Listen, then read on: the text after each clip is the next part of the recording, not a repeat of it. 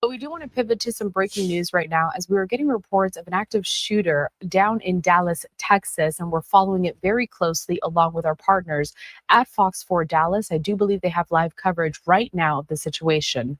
Let's take a look. Will not take that, necessarily for granted, in the sense that sometimes there are multiple shooters. Sometimes this is a coerced event. And so by virtue of that, they have to rule those things out. But I would say that probably, or in all likelihood, the threat is over. Nevertheless, they're going to have to do their due diligence to ensure that there isn't any other threat showing up anytime soon.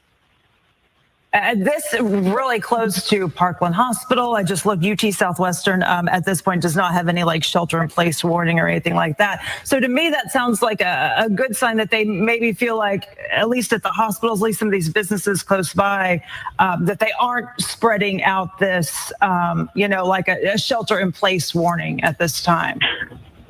Right. So that must mean that they have intelligence and information on the ground that there isn't anyone else fleeing away from the scene that could actually pose a threat to the immediate area. You're right.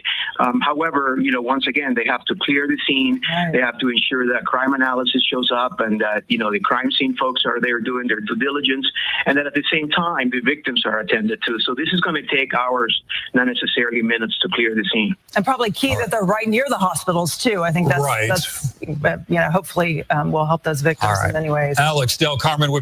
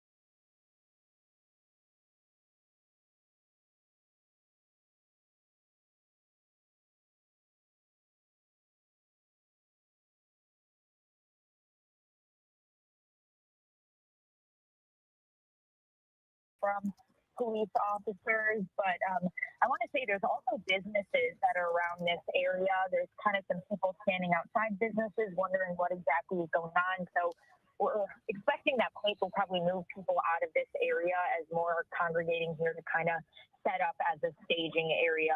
But again, we are awaiting information. We have a lot of questions on kind of where the situation and investigation stands as of right now. So we will have updates on that to come. Who are you expecting to address you? Is this Dallas police? Is this local? You know, Lauren, that's a great question. There are law enforcement officials from a ton of different agencies. So I'm wondering if maybe each of them might have a different component to talk about. Obviously, Dallas police responding to that situation first, but there are ATF officers. We don't see as many law enforcement officers from maybe the ICE agency that was, you know, the location of where this all happened. So we're not sure who exactly will be leading the conversation, but there are so many different departments here. Again, dozens and dozens of law enforcement vehicles. So I'm sure that they will kind of have a comprehensive statement of all of them together and hopefully take questions from us. Yeah, and Peyton, you mentioned that there were people standing outside, so it maybe answers my question that I was going to ask you. But, you know, as you pull up to a scene like that, you start looking around, it's kind of easy or somewhat easy to determine the urgency that you see. Like that, you start looking around. Yes, it's kind of easy or somewhat right. I mean, it is a very urgent situation. You have so many different departments kind of moving people out. I also want to say, as we've been saying all morning, it's been pouring rain. So you have people under awnings waiting to go into businesses. You have people looking around wondering what exactly is going on. We actually have some police kind of moving us around right now. So bear with us as we're being told where to park. Since it is, again, a very packed parking lot at this Burger King sort of location. But again, it is a very active situation here. It's high urgency. I mean, there are so many different officers involved in this, and I know that it is going to be a continuous investigation, at least all morning, afternoon. So it is all hands on deck is really what I could echo from what we're seeing right here. Right. Okay. All right. Of course, we'll bring you that news conference as soon as it happens. Now we turn to Steve Noviello. He's got an update for us at Parkland. Steve. Good morning to you both. We just spoke with the public information officer here at Parkland. They are now referring any inquiries about the medical center to Dallas police, which tells us that either they don't have anything to pass along to us, or perhaps the final victim, who we're told was still in critical condition at last check, has been transported to a different facility. We can tell you originally the thought was that those folks would be brought here, as it's the closest level 1 trauma center to that now active crime scene, which is being investigated. We then were able to confirm that 2 of those detainees that were shot by the sniper have since succumbed to their injuries and have both died.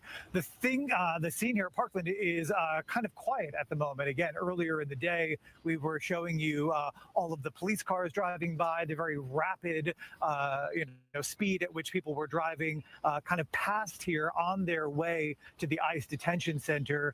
Things have really calmed down now. To put that in perspective, what this would normally look like if this was kind of another important location for this investigation, or as the story moves forward, we would generally see police detectives showing up here. We would generally see ambulances pulling in here with lights and sirens. We haven't seen any of that, which again does speak to the fact that unfortunately 2 of those victims weren't able to be helped.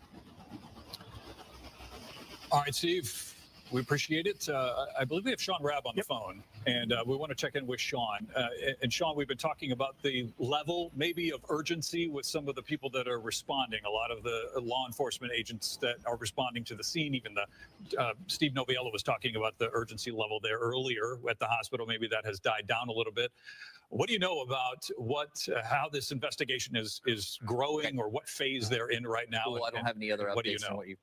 Okay, so based on the posture that you can see of law enforcement, fairly certain there's not going to be a second shooter, right? Right. There's going to be one individual who has made this decision to carry this out today. Again, here's what the investigation is going to look like now. Who is he, on one hand? Who is he? What's his history? Where is he from? Or who is she? Whoever that person might be. Where are they from? What could be the motivation behind this act today? Is it something where there's a manifesto that's been left, some notes that's been left, online even, at ICE agents or at detainees? We'll find that out, hopefully, as this investigation continues to unfold. In that building where that shooting took place is the office of the special agent in charge of the Dallas Division of ICE Customs Enforcement. But also it's where the day-to-day agents operate, who are out in the field doing that work every day and bringing people in and out of that facility. So we'll learn more about that. We'll also learn how the response came. Dallas police was the lead on this when the call for assist officer came in, and they began to get a lot of response from other agencies, federal agents as well. So I hear from Dallas police in a news conference, but also hear from the acting head of ICE locally, Homeland Security, or even FBI as this thing unfolds today. This will be the first update and maybe the only update we have on camera from law enforcement today when they hold this news conference. And it is my expectation they will tell us who this person is. They might identify this person. That's my expectation, but they might not. We'll see. But I'm sure by now they know who this person is. Yeah, and Sean, I know that we've been talking about this morning about 3 ICE detainees who were shot. We know that one of them was dead on the scene, and we know that 2 people were dead on the scene. So that may include the shooter. Has that information changed to your knowledge? No, I have not heard any other information regarding that, other than no agents were shot. No agents were wounded this morning. That's all I've heard, but have not heard any other change in those numbers. Either way, it's tragic if these people in custody, standing there waiting to be brought in or out of the building, and someone in a sniper's perch shoots at them and does harm and causes fatality.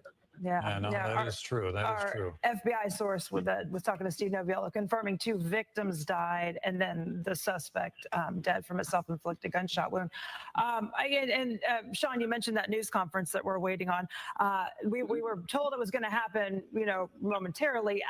They're having to move the location now of the news conference, so it sounds like it's going to be delayed a little bit. So, where is it moving to? I'm not sure. I guess they couldn't be at the parking lot that they were, so now they're moving it to a different business, a different location. I think everyone's just trying to get on the same page right now and getting everyone at the same location. Now that traffic is moving, hopefully that will make it a little easier for the media and law enforcement to get everywhere that they need to go. Yeah, I know Shannon has been out there at the scene as well, and we want to check in with Shannon Murray right now. What can you tell us?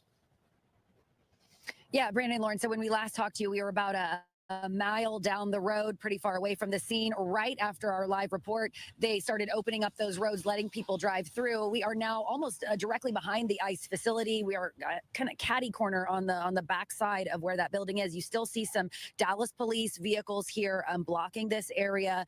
They're not letting people into this immediate area behind the scene, behind the facility. But to give you guys some perspective, I know you were just saying that Peyton May was going to that news conference.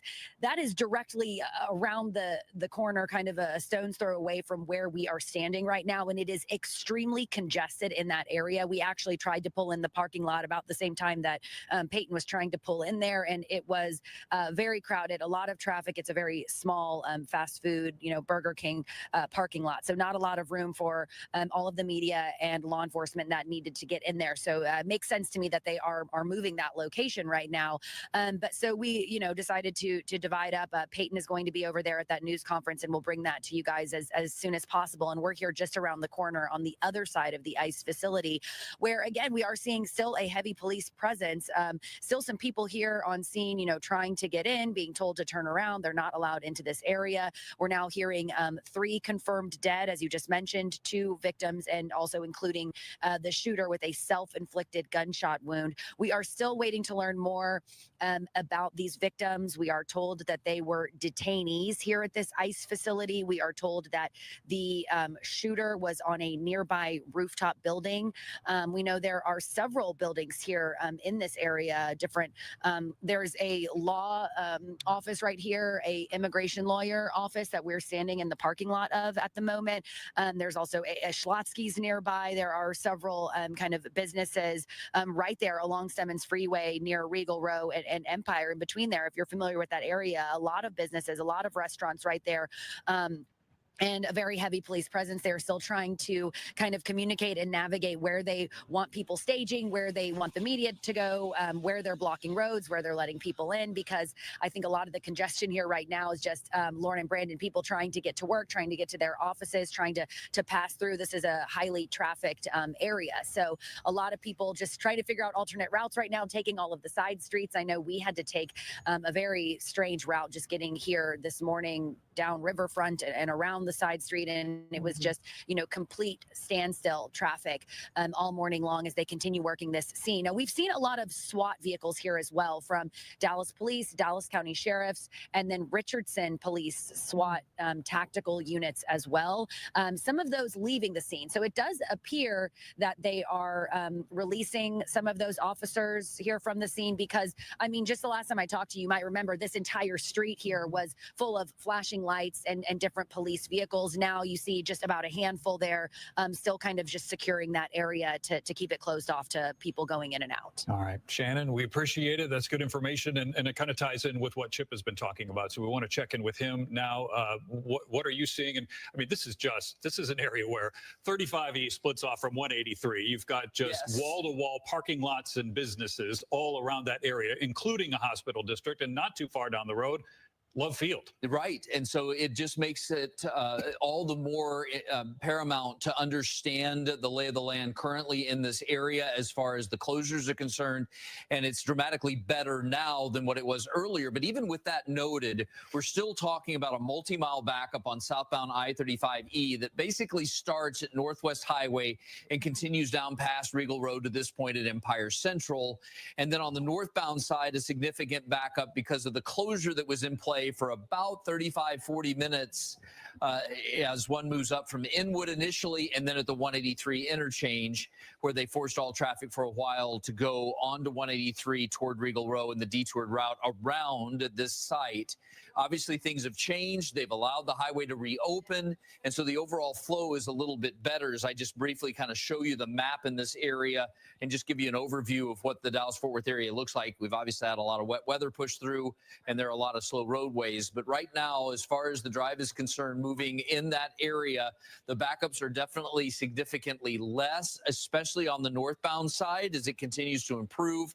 On the southbound side, again, more heavy traffic, mostly due to the fact that everyone is taking a gander at the activity that remains along that service road and will for a while longer. Obviously, that initial thought of having the press conference start at 9, there was a little bit of a snag there as far as getting that started at that time. So we're still waiting for that development and to get the latest information, Lauren and Brandon. But right now, I would say the best thing that you could do is to plan for it to take about 30 minutes longer than normal. Let's say you live in the Farmers Ranch and Carrollton area to head down toward 183, and that way you know you'll make it to your destination on time.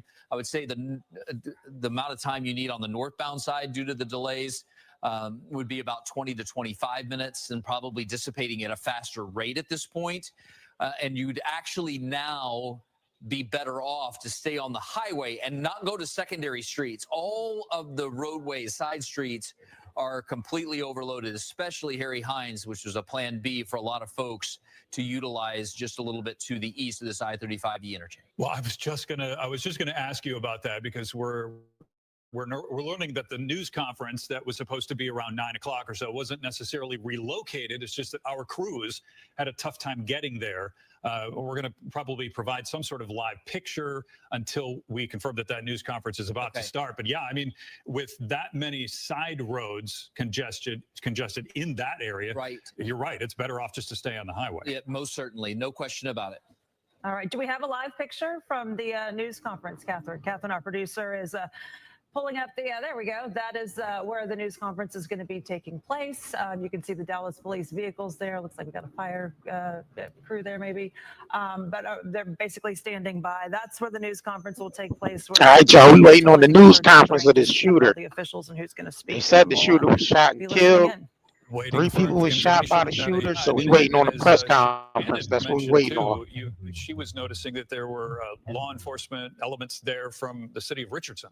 So now you've kind of gotten into this extra element or extra phase, I suppose, of this response of where you've got local agencies, Richardson, maybe other municipalities as well, offering help, offering their support, their units for traffic control and other things as well. And we mentioned nearby, the hospital district. Steve Noviello's been at Parkland Hospital all morning. Steve, what have you learned? Good morning. Yeah, sorry, we're just checking in on our messages that are coming in kind of fast and furious here, as really this turns into the investigation phase. Okay, just reading some notes here from one of our contacts. So what we can tell you again, that 2 are confirmed dead here. The 3rd is, of course, the shooter who died of a self-inflicted gunshot wound. We've been discussing this morning the proximity of Parkland to the crime scene as being a likely candidate for these folks to be transported to. We're not seeing a lot of police activity here, which again, either tells me that they were taken to UT Southwestern, or perhaps, unfortunately, they were not able to be saved in a significant way that would then have them come to a hospital for more treatment, because unfortunately they have passed away. Again, we're being told 3 people have been shot. We can confirm 2 of them are deceased, and then on top of that, the shooter as well. We can tell you that Dallas police are taking the lead on this as they really try and figure out what happened here. We really go into the investigation phase at this point. How did this shooter get access to these people? Were they perhaps being transported in some way? Were they being walked into the facility in some way? Did he shoot through a window? All of these things are questions that we're hoping to get answered, hopefully as soon as that press conference that we're waiting on from the area right now. You've been mentioning the congestion around here. I can tell you just from our vantage point, the roads or the side streets at least are starting to clear up. But again, we are about a good mile away from that investigation crime scene. So we expect that things will be a bit more easy moving here. I'm looking out here in my periphery at Harry Hines and the roads around Parkland, which are generally pretty open at this time. So if you're trying to travel in this particular kind of side street area, you should be pretty much good to go. Again, the folks here at Parkland are now referring any questions we have directly to Dallas Police, who hopefully will go ahead and answer those questions when that press conference gets underway.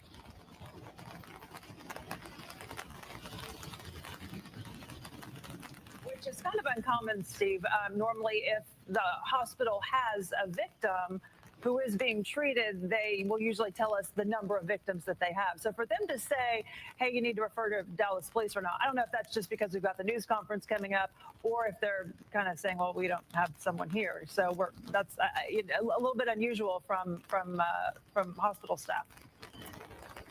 It's a little bit unusual for sure, but you know what? Every time we think we know the playbook, it tends to change, right? I can tell you kind of from a historical context, whenever we cover this type of thing, it's generally difficult to get in touch with the public information officer.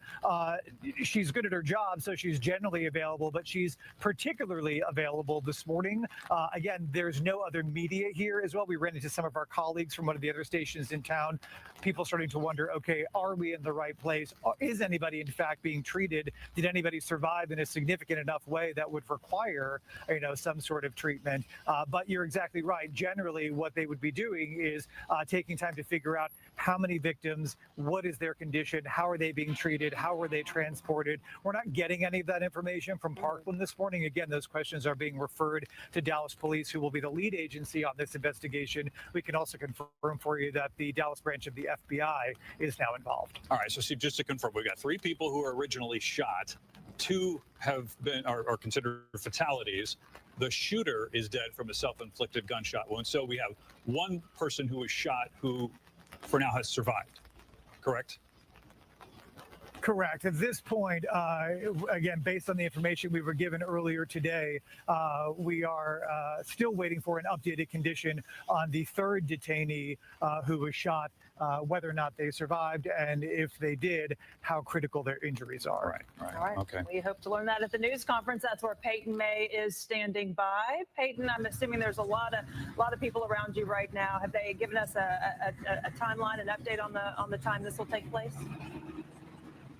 Yeah, Lauren, this is a very active investigation right now. As you can see behind me here, I mean, we have a large police presence. We also have media that is kind of swarming all around this area. We're actually staged at a Burger King parking lot. It's off of I-35E and around Empire Central. The police have been moving us around in a lot of different areas. So again, bear with us as we're kind of figuring out where there will be a press conference here. We're actually waiting on Mayor Eric Johnson's right now. There was a lot of traffic and shutdowns in this area, as Chip's been talking about all morning. So it's kind of taken a little while for everyone to get to this central location. So we are awaiting an update on where they are in the investigation. There are people kind of walking around in front of me as a lot of reporters and photographers are setting up. So please just keep in mind of that as well. But again, a large police presence here. I mean, we have ATF officers, we have Dallas police officers. We have counted at least, maybe 30 police vehicles around this area, just on this side of the parking lot. Dozens of officers, first responders that are going to be, briefing us and giving us some information. We've mentioned that Dallas Police is taking the lead on that. We are hoping to get more information from them shortly. We've all been kind of congregating around this area, just awaiting that update because, of course, a lot of us have questions about the investigation, about the victims, if there is any information about the shooter, along with the condition of those other 2 victims that we know were taken to the hospital. So again, we have a lot of questions. We're awaiting information from police. They have not given us any update just quite yet about this. Yeah, we're waiting on this press conference, y'all, to get these details. Waiting on these updates. Dead, 2 people wounded, taken to the hospital. We know the shooter died of a self-inflicted gunshot wound. But again, as what we could see here right now, just very active situation. A lot of police around this area. There's also a lot of dogs that are kind of patrolling the area with ATF officers. So we know that this is just kind of a all hands on deck situation, just with police swarming all around here. So again, we are waiting on Mayor Eric Johnson to kind of give an update to us about what exactly is happening here and where they are in the nature of this investigation, along with hopefully some more information about the suspect and the victims. Back to you. Yeah, Peyton, thanks. So just an update, a kind of recap as well. We've got three ICE detainees who were shot this morning by a sniper who had positioned themselves on the rooftop of a nearby building. Two of those another active sniper, y'all. There's What's up one with all these detainee snipers? who we've not confirmed it, so at this point has survived. The shooter is dead from a self-inflicted gunshot Thinking wound. they all agents. And I know we've got crews all over that area. Shannon Bunch of Murray agents. was able to at least position herself on the street behind that ICE facility. And what are you seeing there? Yeah, Brandon, we've kind of just been working our way closer and closer to this This is scene in throughout the Dallas. morning as we've been checking in with you guys. Here behind Dallas, me, you Texas. can see kind of active we're turning shooter corner on the backside was shot of and that killed ICE, after facility he there shot where this 3 shooting people, took place 2 early this dead. morning. So you can still see Now we waiting on 3 the to press 4 conference. That's what we waiting Dallas on. police vehicles the here just details. stationed outside, kind of blocking that entrance So into we the got facility. more And we active just saw a group of snipers out people here. leaving that building. Not clear what they were doing there at the time, but So we they waiting have on this started press clearing out this conference. area as far as law enforcement goes. You know, when we first arrived into this area, we saw dozens of vehicles here Yeah, they from took the multiple sniper agencies, out Dallas County before Sheriff's he was able to Office, take out along more with people. different ATF officials, along with Dallas They got Police 2 and detainees Richardson too. SWAT So 2 tactical units here detainees, on the scene as 1 well. A shot lot of killed those vehicles sniper, have and been 3 clearing out. people shot. So they did have this road open. They were starting to let traffic So through, and then they blocked it a lot off of shooting again. going. So it seems they are still trying to keep this area secured. They don't want people coming in and out as the Somebody asked, is this investigation real? Yeah, continues. this is But to real. give you kind of some perspective Yeah, of it where just we happened are, like we know that this shooting happened at the maybe facility, 45 which minutes to is an hour right ago. off of Stemmons Freeway near Empire, in So we between waiting the on the Empire press and Regal conference Row to see what the area. That details area, are. from what we understand, still closed off right now as they were working to clear that area. They're starting to open those roads back up, Yeah, and we I are don't waiting on that know. news conference later this Come morning, like which is the actually just agents. around the corner from us. I know you just talked to Peyton May, who is standing by. All these active shooters. Heard this morning, as we've been kind of repeating, that we know 3 people were shot, Nah, and we this know ain't no that gang Steve was stuff. saying he's at the It hospital was where a they've had sniper on multiple the roof. fatalities, including the shooter who shot himself and died here on the scene The early this shooters morning. So, Lauren and Brandon, I'll crazy, send it y'all. back to you guys. We'll continue to monitor any activity here on the scene, and we'll Somebody check said back it's in here in a gang bit. stuff. Shannon, I'm curious, are any Nah, of those buildings blocked off this around is at the you, ICE building. or is it mostly just, you saw the law enforcement there earlier and they've now left? Yeah, so the buildings where we are, just on the other side of our camera, it's the Reyna and Bates Immigration Lawyers building. And it appears there are cars here in the parking Well, lot. we waiting on My the press understanding is that conference to maybe get the people who were details to see already here before the roads got who was the blocked, person, what they're actually inside happened. and they're at So work right now in their offices. We can see people coming we out waiting to on. take photos and get video and kind of ask questions of what's going on. But they're not allowing this through traffic to come through unless you are a law enforcement official. So anyone who is working in this area or trying to get somewhere for an appointment or anything around here, we are in a highly trafficked area. A lot of, some fast food restaurants, different law offices, and different businesses here. So it appears they're not letting anyone in. But I can see traffic there on the other side of us starting to move. So they appear to be letting people in near the freeway now, which earlier, when we checked in with you guys just a bit ago, everything was blocked off, traffic at a complete standstill. I do see cars moving now. So that's at least progress for anyone who's trying to navigate this area. Right. Yeah. Now, I'm trying to remember if it was you, Shannon, or if it was Peyton mentioned that in all of the law enforcement response that they were seeing, police dogs was one of the elements that they saw. I didn't know if that was you or not. Are you still seeing that there, or would that speak to maybe this investigative part, the forensics part of this investigation? Right, and I have not seen any canine units here. I can ask our photographer David, have you seen any? Yeah, we haven't seen any canine units here on the scene so far this morning. Of course, not to say that they aren't here on the scene or even in closer, because if you went, so you see that police unit right there, and you see some people standing in that area. It appears this family here, these two gentlemen here, may be trying to get in or trying to get out of that facility, and it's gated off right there. And I am assuming that there are more police officers maybe on the other side of that gate in closer to where the building is. So, you know, we'll check back in and let you guys know any updated information if we see any more activity. Where we're standing from our vantage point, it appears to just be Dallas police here, kind of just securing this area. Yeah, it's interesting because you've got the ICE facility there, that facility, and then all around there, it seems like there's a lot of offices, mostly immigration attorneys. As I was looking to see what other businesses are around there, you mentioned some of the ones that are right off the highway, like, you know, the FedEx and the restaurants, but and then we've got that apartment building where at first it was reported that that's where the gunman was. Then there were some other reports that it was some other building. So hopefully police will be able to confirm exactly where that suspect was and how they at got this point. They're there. just saying an adjacent building, so we don't know exactly what it is. But I can show you where the apartment complex is. Is that it? The kind of that gray building there in the distance, right on the other side of the ICE facility. So appears to be, you know, a few stories tall there, right next to it. So that may have been why, you know, people initially reported that that's where the shooter was. We're still waiting again to confirm that, but there are several buildings right around here, so it could have been any of those. All right, Shannon, we appreciate it. You know, and Shannon just mentioned she's looking and she can see traffic moving there. We've been talking with Chip for the last 2.5 hours since this began. And, you know, I don't know whether that's changed at all or whether the traffic is the problems are lighter as we're progressing on through the morning. What can you tell us? I can tell you that on the northbound side, we've gotten back to as normal of a situation as you could possibly have given the circumstances coming up from downtown Dallas and the medical district past this point. So as I kind of pull that picture-in-picture box off and just kind of show you the map here real quick, you can see that northbound flow dramatically better. And then once you get up towards the 183 split, it's actually starting to get back to posted speeds. It's the southbound side that we're now actually more concerned about heading through that area.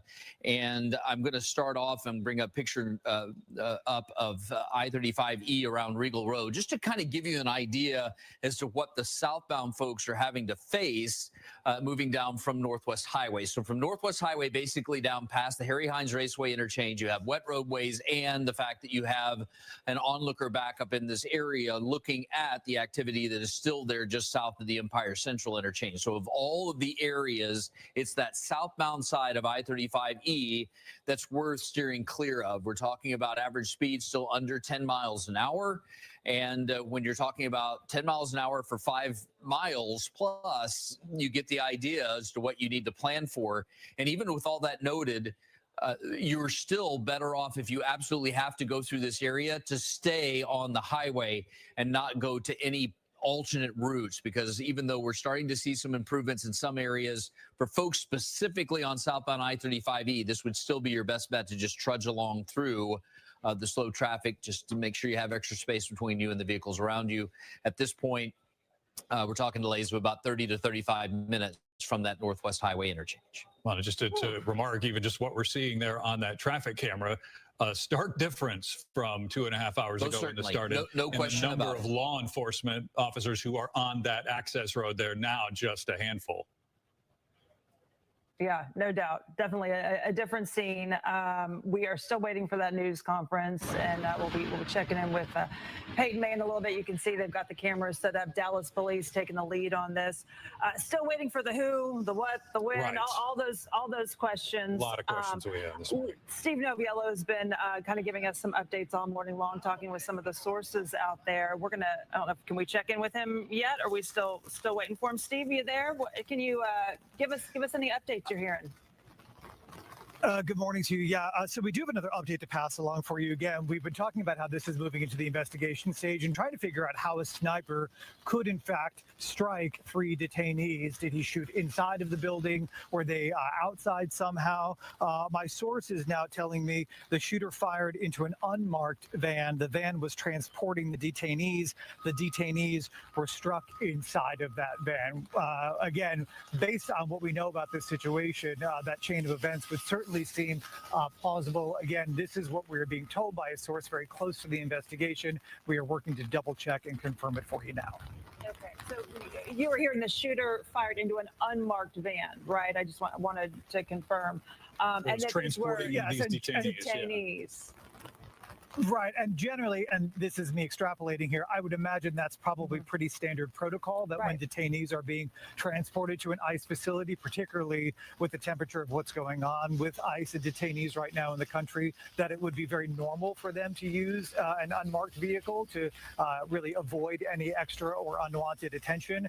That part certainly doesn't seem to be unusual at all. Of course, the idea that then somebody would take that as an opportunity to target these folks is really kind of at the center of this investigation. And your source saying anything about the suspect at this time? We are hearing more information about the suspect. They are running down an identification right now. We are not going to share it with you at the moment, although we've been looped in on that information. Again, particularly when it comes to something like the identification of the shooter in this case, we want to be absolutely certain that we have all of our ducks in a row before we pass along that information to you. Yeah, hopefully we'll get confirmation from police shortly as well. Right. So thank you for the update, Steve. Really appreciate it. All right, Peyton May is there live at the location where they are going to have, or we're supposed to have at 9, but it's been delayed, that news conference, and we're waiting word on just a lot of these questions, Peyton, and we're waiting for the answers. Yes, that's exactly right, Brandon. I mean, we are in the middle of kind of a press gaggle here. We, again, originally thought that this press conference was going to start at 9. We have heard later that Mayor Eric Johnson is en route and will be a part of this press conference. We assume that's why there's a little bit of a delay. I mean, all morning there have been issues getting around this area, of course, as certain areas have been shut down for safety reasons. We are actually at the parking lot of a Burger King off of I-35E, and we are awaiting, you know, kind of what police are hoping to give us more information about the circumstances of this situation. Again, all we know so far is what we've been reiterating all morning of this active shooting situation, someone on a roof shooting at an ICE facility. Again, 2 confirmed dead, 1 person wounded, taken to the hospital. As Steve had mentioned, we are working towards an identification of that person. Of course, being very careful to mention that we want full confirmation from police here before we are able to release that. But again, we have a lot of questions about who these victims were, who the shooter was. Police in this area are treating this as a very active scene, I will say. I mean, there are law enforcement officials from several different departments. We, of course, have Dallas Police. We have ATF officers that have kind of been patrolling around the area, too, with dogs. As you can see right now on camera, they're kind of navigating, moving some of the vehicles in this small parking lot. I want to mention again, there are a lot of businesses in this area. I mean, you could see a FedEx office right by us, again, a Burger King. So there are customers that are trying to get around in this area too, but we are all staged. I mean, it's at least 20 to 30 different media organizations waiting on this update from police. We have not heard anything else from officers as we've been here, other than we are waiting on the mayor. But we do have Dallas Police, Homeland Security, ATF officers, tons of different departments. I mean, I want to say that there's at least 40 police vehicles that have showed up, law enforcement vehicles that have showed up in this area just within the last, I want to say 30 minutes. So it is really all hands on deck around here. There are also ambulances over here. So it's really just extremely extremely active scene. I can't stress enough how many moving pieces and parts are going into this right now as we await more information. So again, we initially were expecting a 9 a.m. We were then expecting a 9:30 a.m. update. We're of course trying to keep everyone watching updated as quickly, as efficiently as we can. But again, we are just kind of reiterating a lot of the important information that we were already told, but we're hoping that at some point soon we'll be able to give you another update. Back to you. Hey, real quick, I know Shannon had mentioned earlier she saw a law enforcement unit from Richardson. When you're looking at all of these law enforcement presence there, you mentioned state, local, and federal. What other cities are you seeing that have now responded to help out? You know, Brandon, in this area right now, this is more of, it seems to be mostly Dallas police. We know that they are kind of taking a lead on this. So I think just in the area that we're at, we're a little further away from where Shannon's at, where they are going to be giving updates, and it's kind of the command center of media briefing, for lack of better terms. It is mostly Dallas police, since they, again, were the first responders in this situation and are taking a lot of the lead on this. So I would say, as of right now, I have not seen cities as much as I've seen multiple levels of law enforcement, as you mentioned, Homeland Security. We're waiting on this press conference. I think also important to point out, we have incidents that happen, and we cover local, and but this now definitely getting national attention. We've had several different people of the Trump administration that have been talking about this incident this morning. So not only will we be carrying this, and the stations in this area, in this market, in the city, but nationally as well. Yeah. On that local level, though, Chip has been watching the traffic this morning and how all that is playing out. What do you know now? Are things at least thinning out at all? So I would say that, yes, it is thinning out to some degree. And I'm going to actually briefly break away from what we're covering here and do some breaking news coverage here in just a second on what's a new development in Kaufman County, completely unrelated to what we've been discussing here for the last couple hours on I-35E around Empire Central. But just to reiterate, of all of the area here, southbound on I-35E, the slowest traffic remains in the main lanes because that's closest to the actual incident site where you have all the activity along the service road. And there's a quick look at the multi-mile backup that still extends past the Northwest Highway interchange. So I'm going to break away from this really quick because we need to briefly discuss what's going on in Kaufman County in the last few minutes along FM 740 north of the I-20 interchange. What I'm going to bring up is a picture here, and you can see that there's a closure of northbound FM 740. What we know is that a Care Flight ground ambulance transporting someone to a hospital has been involved in a head-on collision just north of here. Wow. Significant concerns in this area for the well-being of all.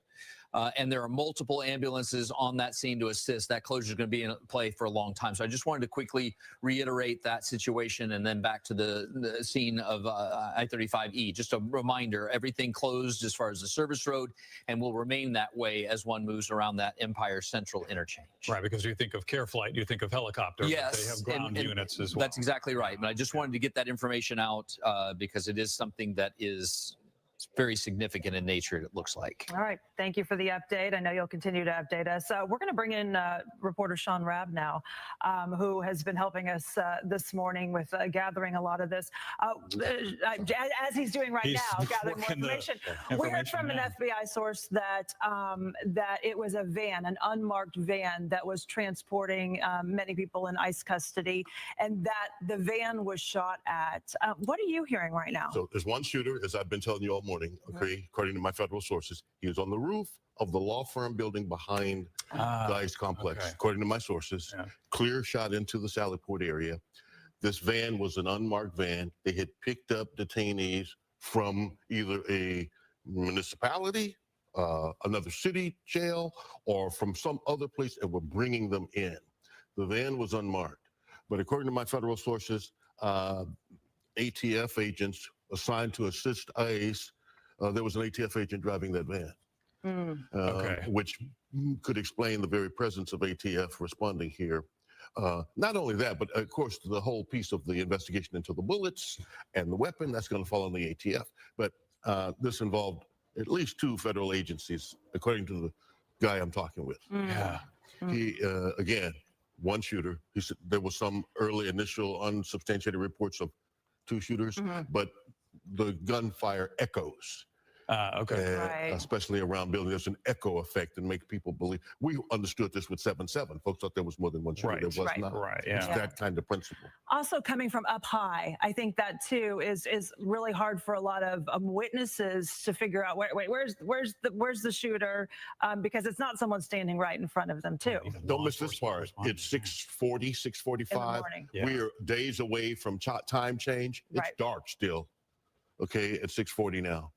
Because of where we are, the autumnal equinox, all that, where we are in relation to the sun, it's dark. Yeah. So it was still dark. So this shooter had the cover of darkness in their favor. They perched there, whether it was against the drivers, the vehicles, the passengers. We don't know that part yet, but that's what my guy is telling me. And you talked about this earlier, the vantage point of a rooftop, a sniper. We're here. I mean, we saw this in the Trump assassination attempts. We saw that just like you said, last week, few days ago with the Charlie Kirk assassination. There's got to be a frustration with law enforcement when this is happening again from a rooftop. You can't go to every rooftop. Well, you cannot. And look where they are. This is kind of secure facility here, right? Yeah. One Justice Way on the other side. Yeah. This is kind of a very secure facility, but you at 6:30 in the morning, would you anticipate someone shooting at an unmarked van carrying ICE detainees? Yeah. No. There's no publicity about this, which is why, let me just say this is important, which is why there has to be, especially in the climate we're in now, they have to operate with secrecy and not and move people at night, move people under cover of darkness, not broadcast when folk are being moved around. For this very reason, we don't know what people are thinking and doing anymore. I don't think a lot of people even knew that facility was there. I mean, it is clearly marked, and you can clearly see all the law offices around there. But I think the majority of people that are driving that road don't even know that's there. And again, this is where the enforcement resource officers are located. Okay, so they we still waiting on this press conference to get the details. That's where they're housed. That's where they Make take sure y'all So stay we're seeing these tuned. live shots Waiting on from the press Shannon and conference. Peyton and Steve, and we're looking at these traffic cameras. What can you tell us based on just what the situation is? You've got far less vehicles on that access road than were there this morning. Take a deep breath. The threat is over. Okay. But the investigation just underway, and because you had people die. These kind of investigations, the length and breadth of them are very expensive, right? Right. It's going to take some hours out there today. They're going to try to analyze and understand all of this. And again, we do know who this person is. We're not at liberty to say that yet. When they tell us who this person is and their background, then we'll be able to understand whether they were skilled shooters, whether it was luck in the dark, whether they were randomly shooting at the vehicle or at the building or at ICE, hoping to strike an agent. We don't know any of that yet, but traffic is flowing again. There were probably people speculate this is the disgruntled agent up there at ICE. You even mentioned earlier that went rogue. That's what people speculating, but we're waiting on the press conference to see investigation. So was the shooter what the actual details is, who the shooter were, what was the motive. Was there another shooter that had planned something else? And then I'm waiting on the name to drop. Maybe we could do our own investigation, because I don't really be trusting the mainstream media be putting out. How did this person get to that location? So where's a car? So they drop a name, and we could try to see, we could track their digital footprint on social media. To see who this person is, look them up. All those kind of things. Exactly. I don't really be trusting with the main with FBI be putting out. We just seen them lie about the Charlie Kirk shit, so we ain't really trusting them. Where it happened. Right. We ain't trust the mainstream media either. Working right now in concert. I'm curious, are there social media police now? Like, is there someone who's an expert on social media now that, okay, we've got this suspect now. Go to do your own, right? You got to go online and start looking at track the digital footprint. That's what the FBI and the media be putting. I don't be trusting that. I don't trust one bit of that. In their 20s, who their whole operation That's in the social world. media. Yeah. So they are digging deep We just to need the see name. if there's any posting. Like with the Tyler Okay. Robinson guy, You know, when this could they be a dropped his person name, we was who on it, lived in that pulled world up all or his who did family's not. Facebooks and Yeah, all based that. on what we Like find out we about need them. to And to see your point earlier, you were talking about the on-the-ground that shit investigation. gonna That's be probably matching why up we're with the seeing maybe cops police putting dogs. out. I think it was either Shannon or Peyton had mentioned, and all of the things that Peyton was mentioning, they're seeing some police Shit. dogs. So that would be why, I mean, right? you have to think about all of them. There have been cases where vehicles have been wired, Somebody said how booby this trapped, Yeah. right? Tyrone. So Somebody houses have said, been moved. So all shut of up, that has to Tyrone, be how this turned considered hella because hood. now you don't want Yeah. officers and agents and investigators who are doing that Oh work shit. to stumble on something that takes harm to them. I'm curious, have you heard about another scene, like where this person might live, or have you heard about another scene right now that police might be at? So as I mentioned earlier to you, Mhm. once they know who he is, then Right. they'll know where he's from. And if he's Right. local, there's going to be Right, but you're not hearing information. right now that there's law enforcement that is already there. I Not can yet. tell you that if he's local, they're going to be at that address At as that quickly as address. they can. As Yeah. quickly as possible. Yeah. Okay. And this is sad. Chief Brown even talked about just the law enforcement end of this, or even just as a police chief, law enforcement leaders, they have to explain this to the community, and this is tough. Right. And you know, we can admit it or not, but there is some tension in our society. Yeah. All of us are stressed with these repeated incidents. And yet here again, and again, we don't know all the motive, who the targets were, but Right. what we know Yep. is This is that in Dallas, people have Texas. lost their lives Yep, this morning. absolutely. People are injured this morning, and So they said one it was of there's a those people were the sniper, targets or the agents carrying but them then that Right. band. you We know know a he person shot with a 3 rifle people. Then did they a got lot of 2 damage detainees and hurt a lot of that people. was shot. Absolutely. Like, That's for sure. so we waiting on the we're still actual waiting for that news details conference. of Sean, we're going to let you keep working and what chatting with your transpired. contacts. I know Peyton May is standing by because she's waiting on the news conference. It was supposed to take place at 9 o'clock this morning. They kind of keep delaying it. I know we were waiting for the mayor of Dallas. Have you seen him yet? Has he arrived, Peyton? No, Lauren, I feel like as time has gone on, there are just even more mounting questions. Reporters are really on standby here, just hoping that we get an update soon.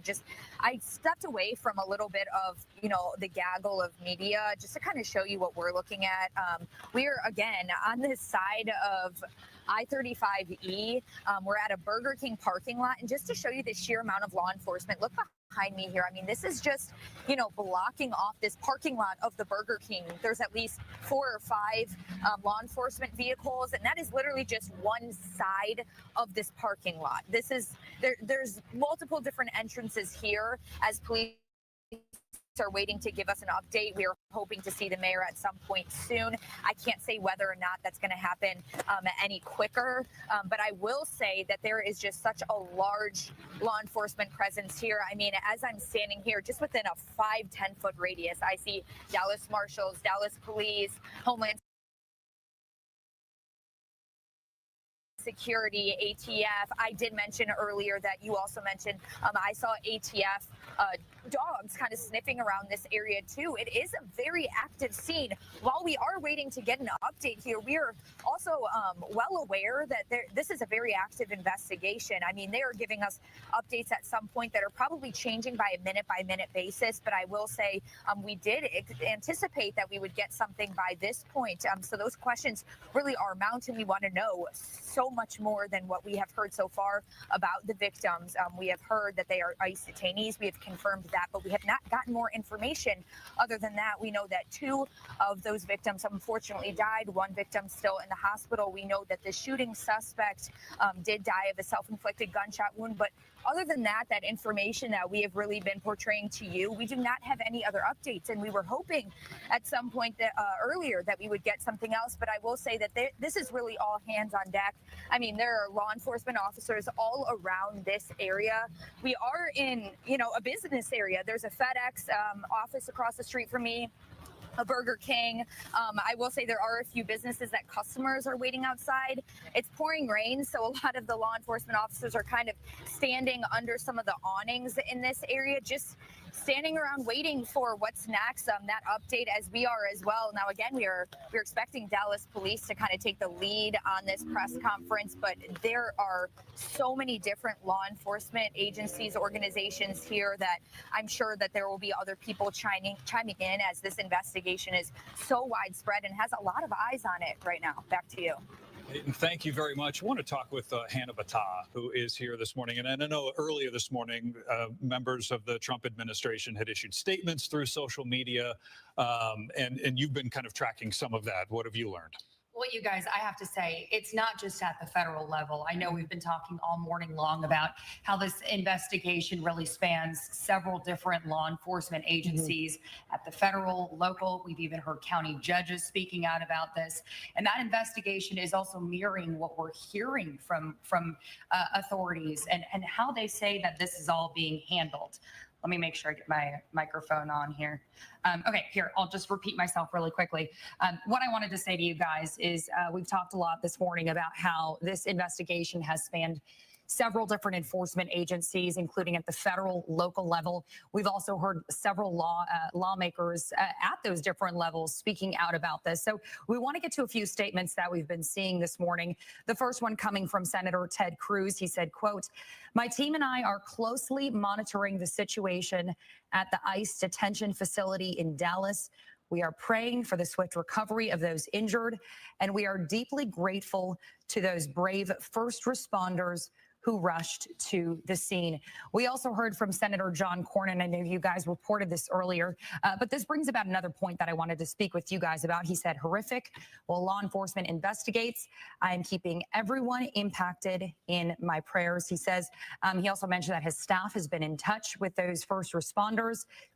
Again, he said thank you to everyone who rushed to the scene.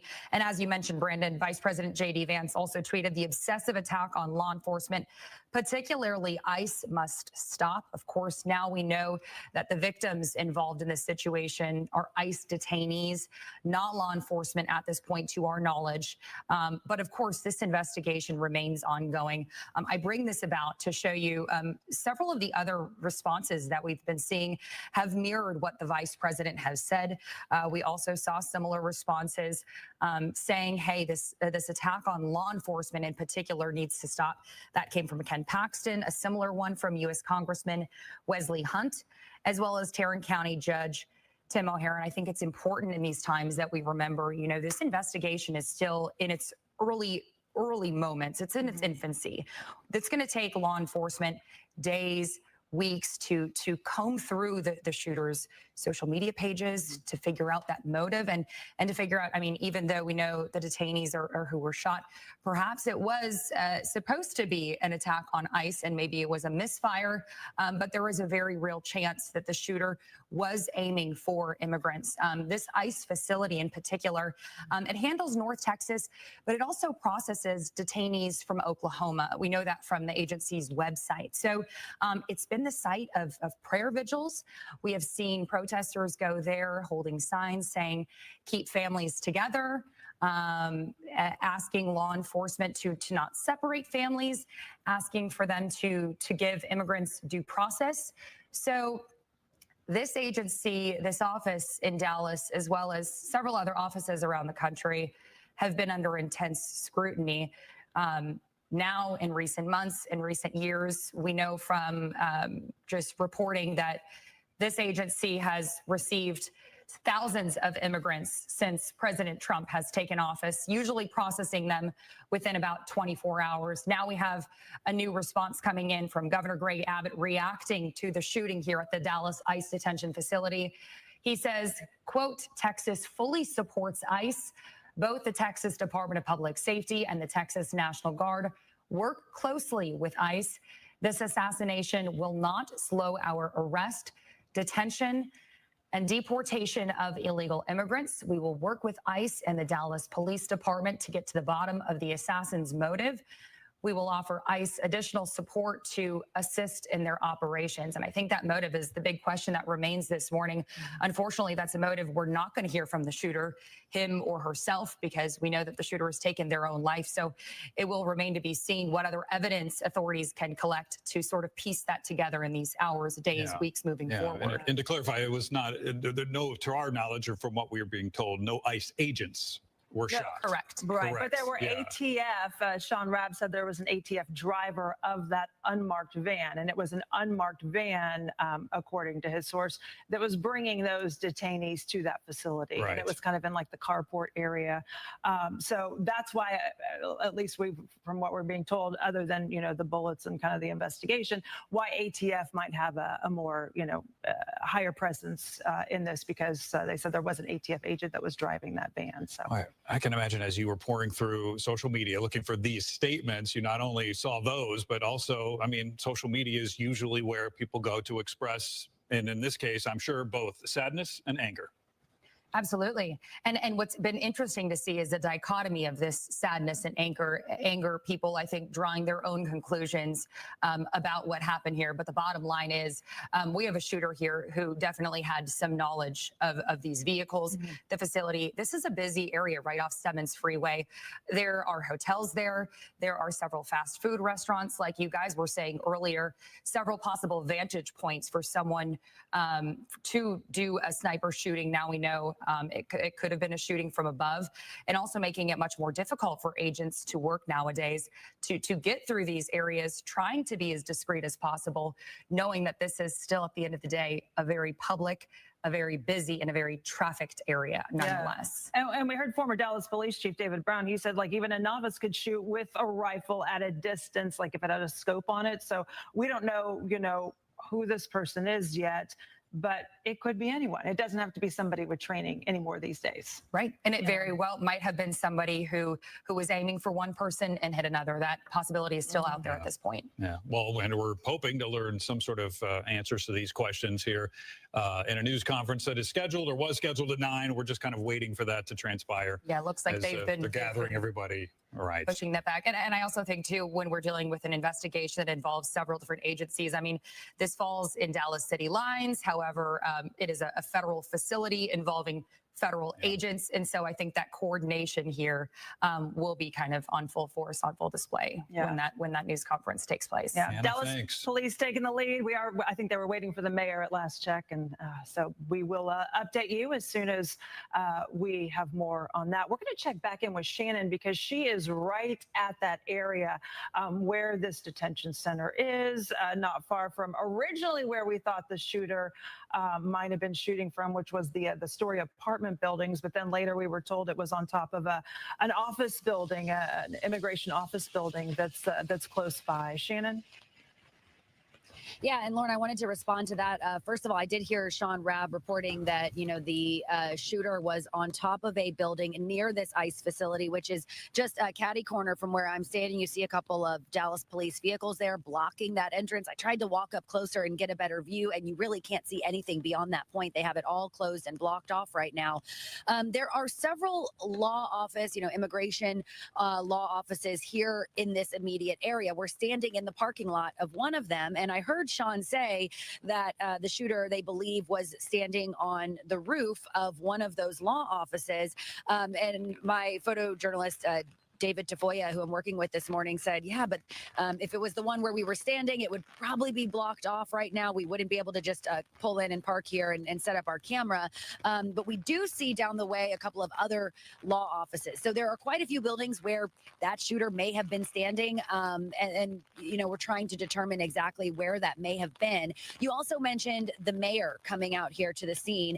And I will say, we don't want to speculate on anything, but we did see several SUVs, unmarked dark SUVs, pulling into the scene here at this ICE detention facility. So seemed to be someone who was coming in to be briefed on the situation. I know that, Hannah mentioned this is such a large coordinated effort.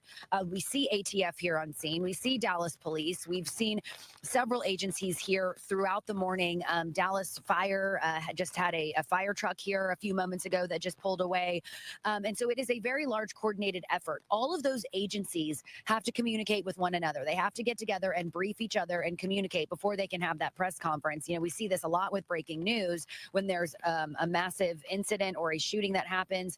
They want to all get their ducks in a row. They want to communicate with each other before they're able to relay that information with all of the media. I know Peyton has been standing by waiting for that news conference, which was initially said to be at 9 a.m. Of course, it's been pushed later and later, which is typical in these kinds of evolving situations where everyone wants to make sure they are clear on the facts before they give that over to us. So right now, we just see police here securing the scene.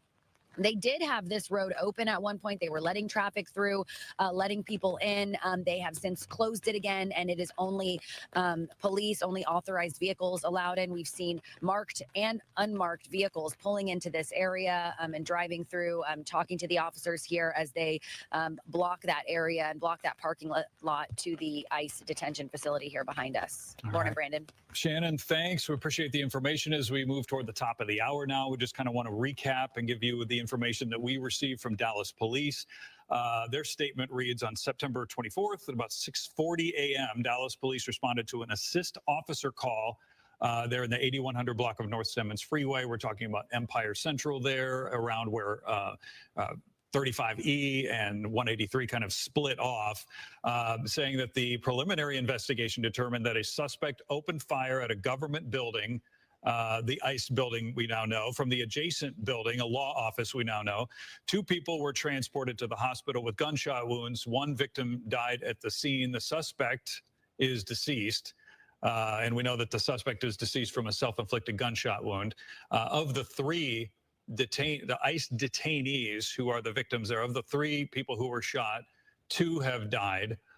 We have not received confirmation on the condition of the 3rd victim, but we know that when they were transported, at least 2 of them were transported early on, they were in critical condition. So that's what we know so far. So even though we're waiting on this news conference, we have been getting updates from police, like the statement you just read. Some of our sources have given us different things. So we knew, well, like when the gunman passed away or had died, the Associated Press went and put out a report. So we are getting updates. We just haven't received this official news conference yet. You can see they're still standing by. Rain's coming down. And so we're still waiting for the news conference, but being funneled some information to at least know that the area is secure and that, you know, the shooter is dead. We have Gil Torres on the line now, former FBI agent. You know, as this investigation is now in this sort of secondary phase, maybe, this is the point at which federal authorities are trying to figure out who is this shooter. Yes, Brandon, this is where the reverse engineering starts, trying to figure out who this fellow is and what his motive was. What kinds of things would FBI agents be looking for? Clearly, they're going to figure out if he's got any ID on him, and then try to figure out who he is and go to his home, where he lived, where he, people he interacted with, right? Well, absolutely. And again, trying to figure out who he is important. If there is a manifesto, if he left any writings, or if on social media there's information of what his motives were or what his politics were. All right, Gil, thank you so much for your update. Appreciate it again. You know, 2 people taken to the hospital originally with gunshot wounds is what we were told, but we do know 2 of those ICE detainees were killed, 1 injured, the suspect dead. Chip, you've been watching, what time was that? It was like 6:40, 6:45, 7 o'clock this morning when all this started. Yeah, we have a better feel for the timeline now. Okay. It was approximately 6:55 when I started to get word that there was a situation that was unfolding here in this area of I-35E and Empire Central. And it was at the top of the hour where we were able to have enough information to then go live on the air with the active shooter call. At this point, you can see that that service road is still closed, but in the last few hours, we have seen a lot of changes regarding I-35E in the main lanes, from closures for a half hour or so and multi-mile backups on the southbound side that at one point extended back past Royal Lane, and on the northbound side all the way back through the downtown Dallas Mixmaster. Now the flow on the northbound side of I-35E as one moves up through this area is almost back to what would be considered normal for a rainy day, which is what it's like out and about. And then on the southbound side, yes, it is still heavy, but not nearly as bad. It's only a situation now where the average speeds are about 10 miles an hour from the intersection of the Harry Hines Raceway on-ramp south of the Northwest Highway interchange by about 3/4 of a mile or so to this point at Empire Central. And this is just a quick look around hopefully the Regal Row interchange, just to show you what it looks like approaching this area coming down from that Harry Hines Raceway interchange. Very slow. Everyone intentionally moving at this reduced speed for two reasons. As I mentioned, rain definitely a factor, but more the onlooker backup taking a gander at the situation as one continues down through the service road area and all the presence of all the crews there in that service road area just south of the Empire Central interchange. I'll get it back over to you. All right, Chip, we appreciate that. I want to check in with Shannon Murray now. Steve Noviello. He has been at Parkland Hospital with information there, and you've been hearing from your sources there, and certainly just a lot of folks, so the urgency where you are is very low.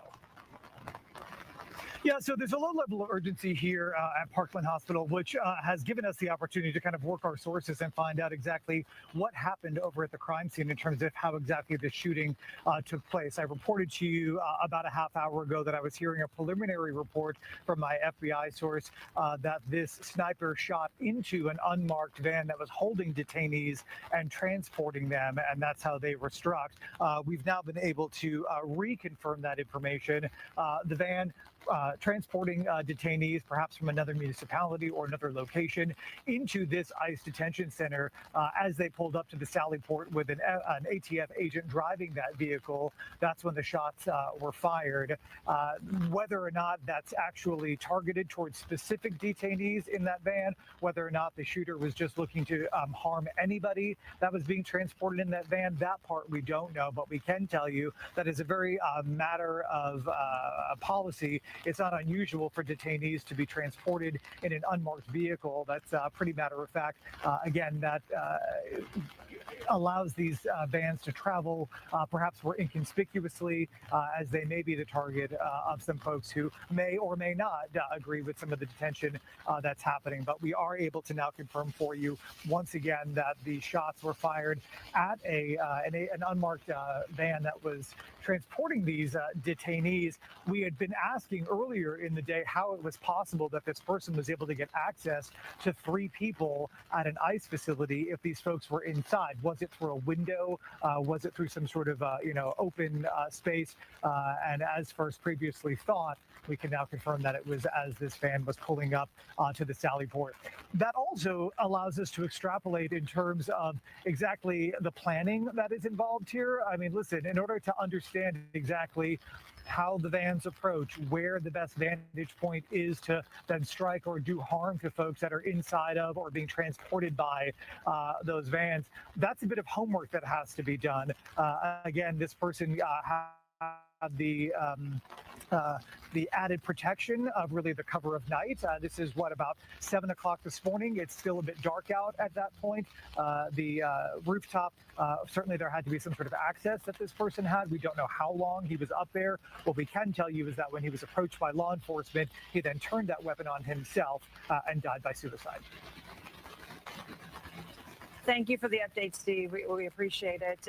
And we are hoping to learn as we move along what the police response was as well. I know there's several videos posted online that basically show all these people responding, all these officers, all these different agencies responding, on the highway as they were headed that way. So that's going to be a part of it too. Not only looking at what happened, but also the response too.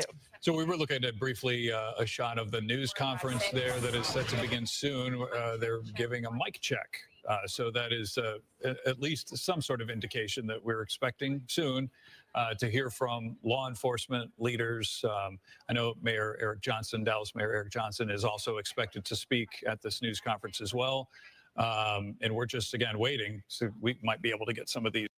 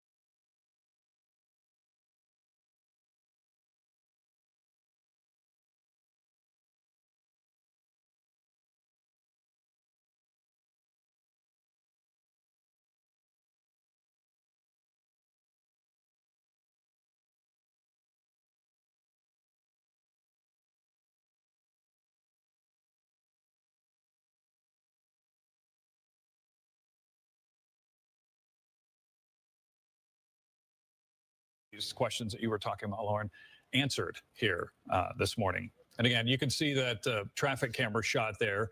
I-35E at Empire Central, traffic moving along like it normally would at this time of the morning. Much different story than what it was about 3 hours ago or so. Again, there is the shot from the news conference. We are expecting to hear from local, state, and federal authorities. Certainly, Mayor Eric Johnson is going to be there, and he will be speaking as well. Interesting, they pulled up this big truck. Before, we were in front of a FedEx building, and then there was a Dallas police vehicle, and now it looks like they've pulled this big truck. I don't know if that's just to block any noise or anything that might be going on behind them, oh, we're being told by our producer there's an awning, so hopefully that's going to protect those from the rain that we'll be speaking shortly, because that's something else that they're dealing with right now is the rain that's out there and continuing to fall this morning. All right, we want to go to Shannon Murray. She has been very close to that ICE facility where all of this began. Shannon, what can you tell us?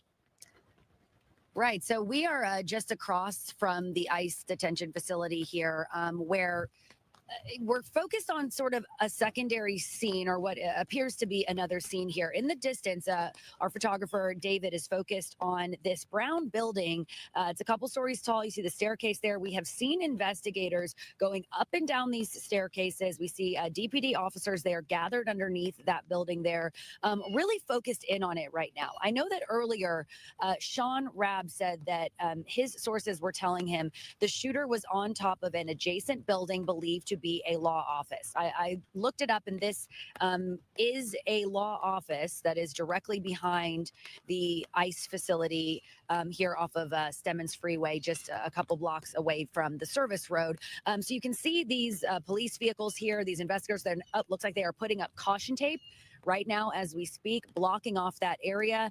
I mentioned earlier, we're also standing in the parking lot of a different law office. There are several of them right here in the area, so we weren't sure which one they were referring to when they said that the shooter was on the roof of one of those buildings. But it's becoming more clear that this is a secondary scene that they are blocking off and investigating. They are not allowing traffic into this area while they continue this investigation.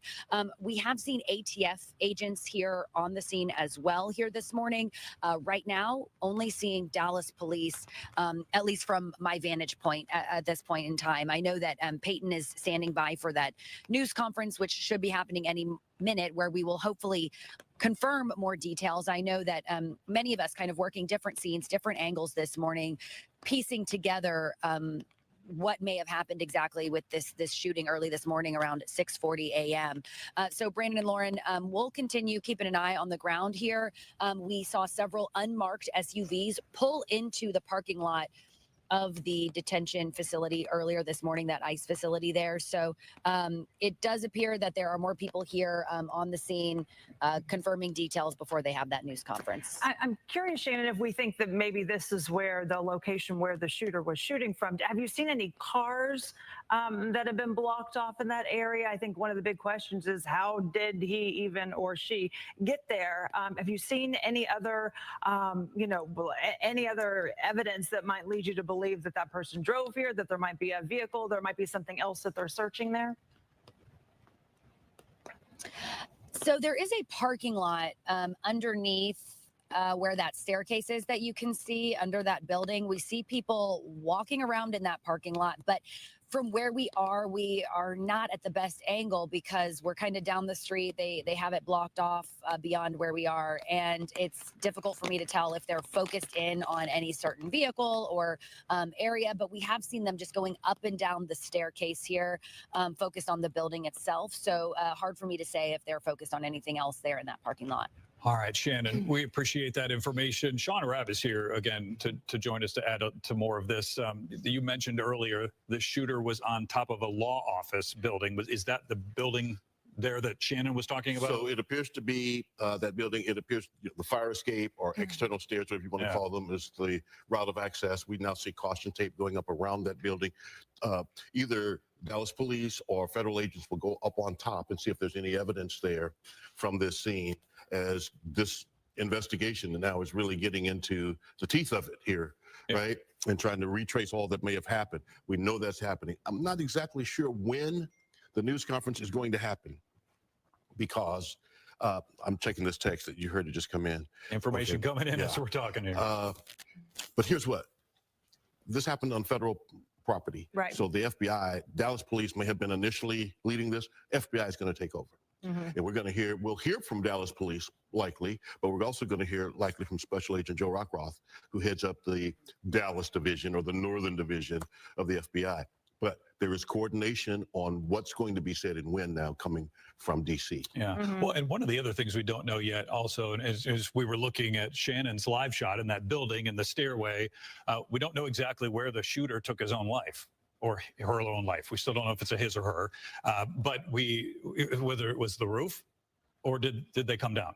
Was it in the car? Was it in the parking lot? Was it somewhere else? We said earlier when he was or she was confronted by police. Yeah, as he was being confronted or approached. So whether he was still up there, whether he was down, and we don't know. But what we don't see, which tells you, unless his body is on the roof, what we don't see on the ground there a sheet draped. We don't see a van from the medical examiner in that parking lot area. So maybe he was transported.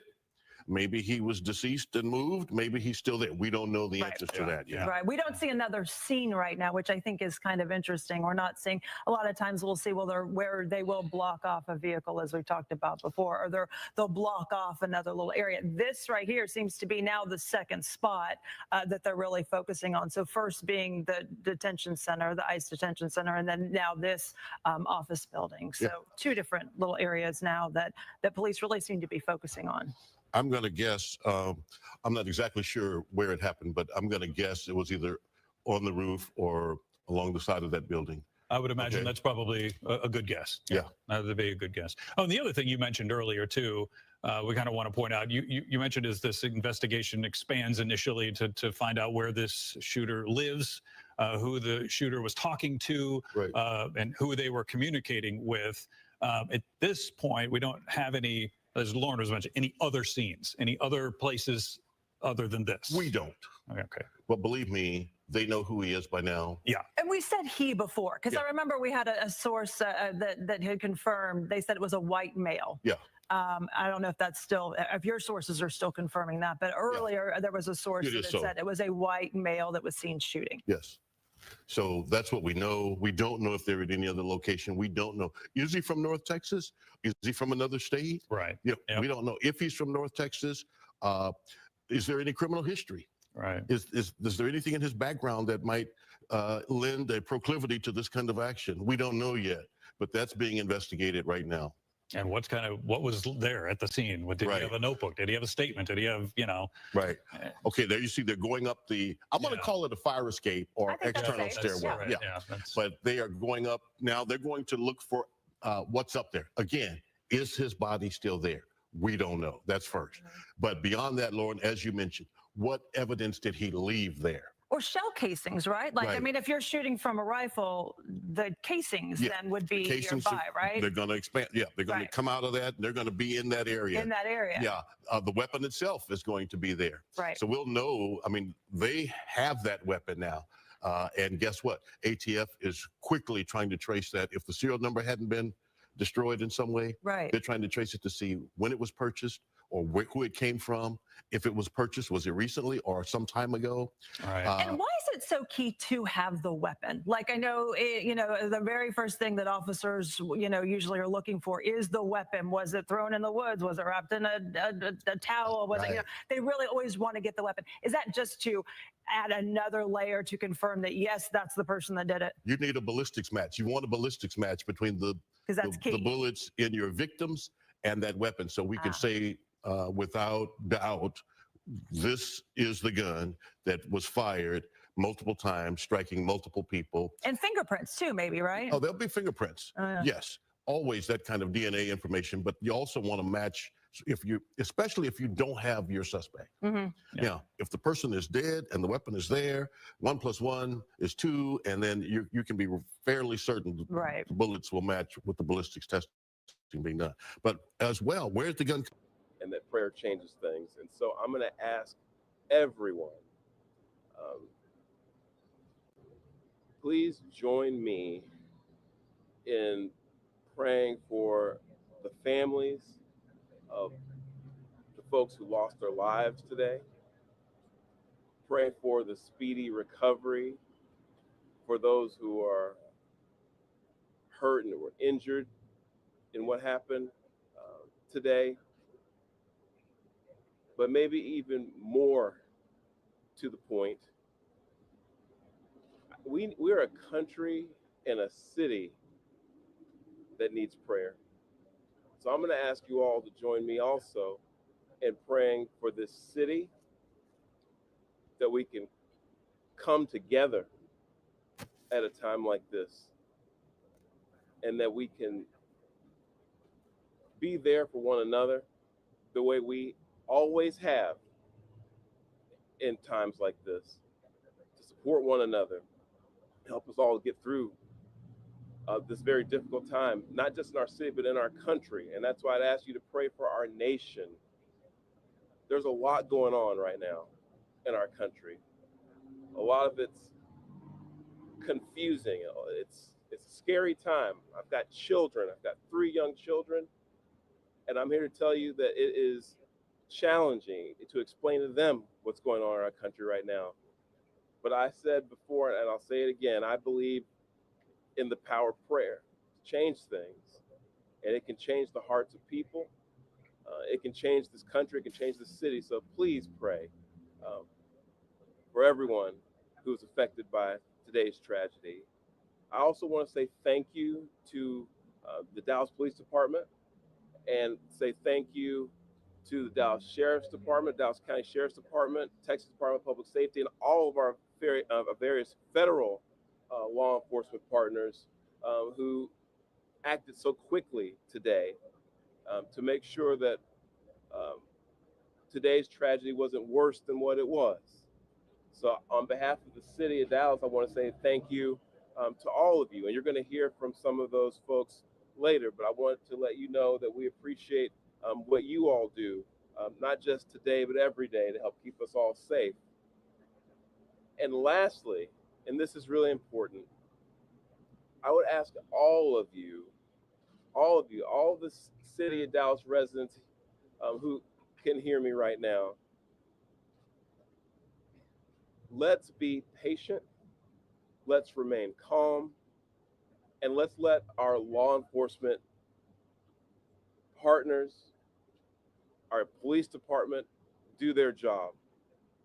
This is an active investigation. There's still a lot of unanswered questions.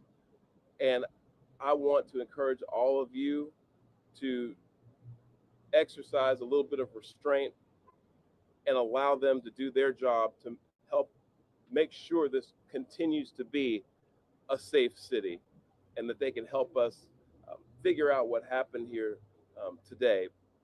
But with that, I want to say, again, thank you to all the folks who came out this morning from our law enforcement community. I'll turn it over to our police chief, Daniel Como, to speak a little bit more directly to the investigation itself. And with that, Chief Como, thank you. Thank you, Mayor. Today at approximately 6:40 a.m., we received a city officer call. We responded to the call, got to the scene, and we later learned that we had 4 individuals that were shot, 2 of them deceased, including the shooter. The DPD was able to locate the shooter who was deceased. We're going to be working this investigation shoulder to shoulder with our federal partners. The FBI is on scene, and right now I'm going to introduce you to the SAC of the Dallas Field Division, FBI Joe Rumrock. Yeah, good morning. My name's Joe Rothrock. I'm the special agent in charge of the Dallas FBI Field Office. I want to first start by thanking our partners in local law enforcement, specifically the Dallas Police Department, for their quick and timely response. I can confirm at this time that the FBI is investigating this incident as an act of targeted violence. It is unfortunately just the most recent example we've seen of targeted violence, to include here in North Texas, where back on July 4th, we saw a coordinated attack carried out against an immigration detention center in Alvarado, Texas. What I can also share with you is that early evidence that we've seen from rounds that were found near the suspected shooter contain messages that are anti-ICE in nature. Again, this is just the most recent example of this type of attack. This will be a whole of government response. There will be no resource not utilized to bring all those individuals who are responsible to bring them to justice and to hold them accountable. While we're not releasing identities of any victims at this time, what I can confirm for you is no members of law enforcement were hurt during this attack. If any member of the public has information that would help the FBI's investigation, I would ask that you please report that to 1-800-CALL-FBI. Again, any piece of information will be helpful, but this will be an ongoing investigation between us, a number of federal partners, and our local partners, again, to ensure that anyone responsible is held accountable. With that, I will turn it over to my counterpart from the ICE Enforcement and Removal Office. Good morning. My name is Joshua Johnson. I'm the acting field office director for ICE Dallas. I'll be brief with my comments, but I do want to start off by saying thank you to the Dallas Police Department, Dallas FBI, HSI, CBP, ATF, and virtually every law enforcement officer in North Texas for your support. This is the second time I've had to stand in front of you and talk about a shooter at one of my facilities, and I think that the takeaway from all of this is that the rhetoric has to stop. There are people out there who are seeing what is being placed online, and and they're coming and they're doing acts of violence against ICE employees. So that's kind of all I have for today, is that it's just got to stop. It's dangerous, and people are losing their lives. Thank you. Thank you all so much for coming. We really appreciate it. Again, thank you all so much. As it was said here today, if you do have any information, reach out to 1-800-CALL-FBI. Thank you. Thank you. This needs to stop. Violence is wrong. Politically motivated violence is wrong. It was 2 weeks ago today that we saw a political assassination in Utah that tore the heart out of much of this country. This is the third shooting in Texas directed at ICE or CBP. This must stop. To every politician who is using rhetoric demonizing ICE and demonizing CBP, stop. To every politician demanding that ICE agents be doxxed and calling for people to go after their families, stop. This has very real consequences. Look, in America, we disagree. That's fine. That's the democratic process. But your political opponents are not Nazis.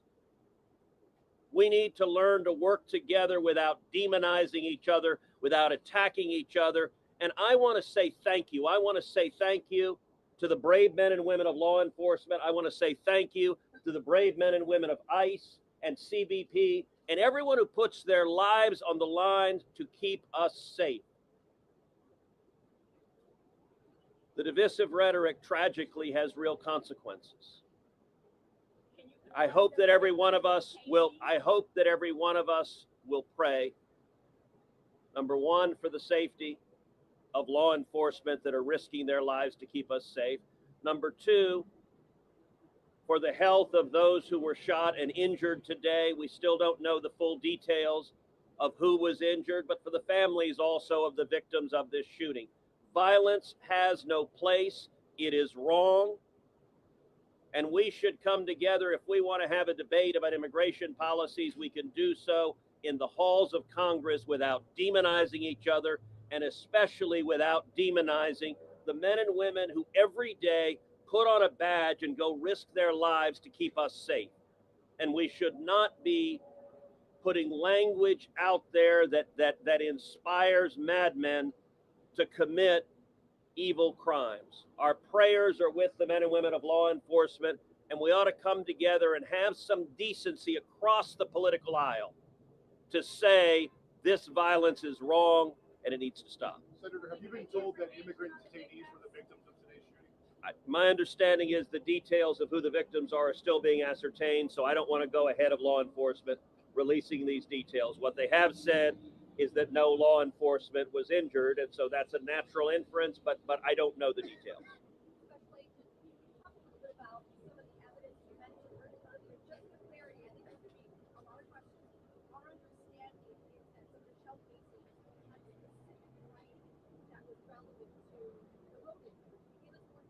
So I'm not going to go into any more details at this time. We will come back to you when we have more details to share. Again, our goal here will be transparency as those details become available, but we are still in the early stages of an investigation. Information is still coming in. When we have more details, we will come back to this group.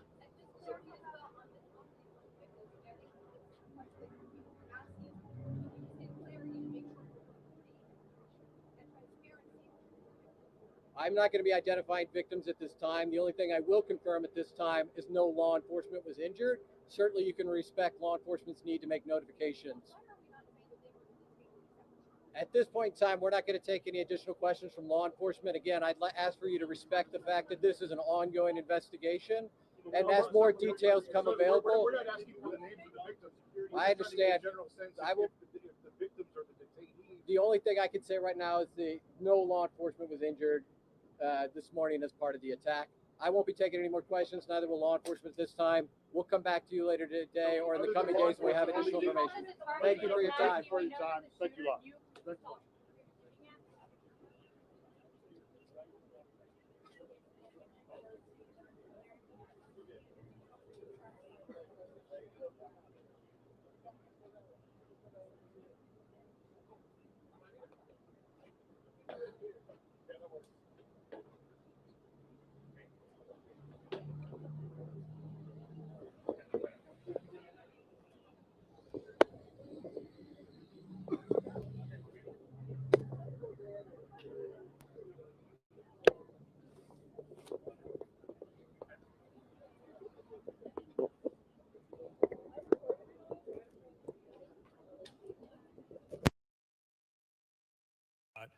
have survived, or so far have survived. Which goes with what Dallas police were saying. Right, because we were told originally 3 detainees were shot in total. Yeah, one of those was critical, and so we believe that is the one that passed. Right. What I think also the big thing that came out of that was that the FBI officials saying that rounds found near the shooter who shot and killed himself have messages that are anti-ICE in nature. That's from the special agent in charge of the Dallas FBI, Joe Rockoff.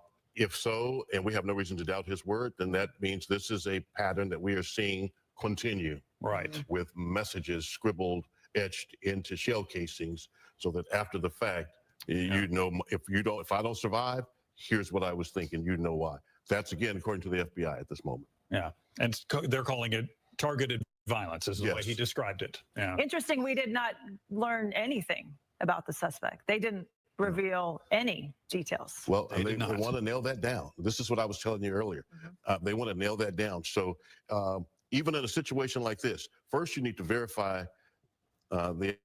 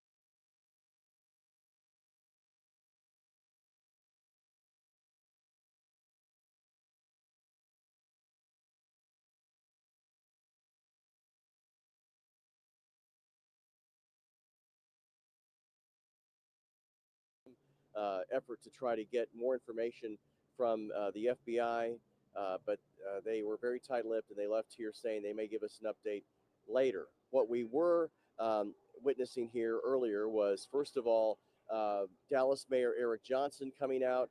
He initially basically called for prayer and offered some, tried to be conciliatory and very calming, just to try to get people to tone down this rhetoric that's been causing things like this around the state, around the nation. Then we had Dallas Police Chief Daniel Como, who came out. He talked about the I guess the timeline of all this, that the first shots were reported at 6:40 this morning, and that they found 2 people who were wounded from gunshots inside the at least the property of the ICE facility here, about 300 yards south of us. He did not offer any more information about it, other than he did say that the shooter was dead when police found him on a nearby roof. We still don't know which roof that is. We've been told it's an immigration attorney office, and there are several very close to this shooting scene, so it's possible that it's one of those. We hope to find that out sometime later. Then we had Special Agent Joseph Rothrock, the FBI's Dallas office head. He spoke earlier, and he revealed some new information which we had not heard, which was, he said this was a targeted political attack, that the FBI was going to lead the investigation because there were shell casings or rounds found at the scene of the shooting that had carved into them some anti-ICE messages. So he said that the FBI will treat this as a targeted political attack on an ICE facility, even though no ICE officers or law enforcement personnel were injured or killed, as far as we know at this point. After he spoke, there was an effort by reporters to ask why they won't tell us whether or not these victims were detainees, whether they were civilians or possibly civilian workers at the ICE facility. No one will say at this point. Senator Ted Cruz, as you may have seen if you watched this, he walked up on the scene while it was starting. He offered some words. He called on the political rhetoric to stop. He said that this is the third attack on an ICE facility in Texas in recent weeks. He also tied it to the fatal shooting of conservative activist Charlie Kirk a few weeks ago.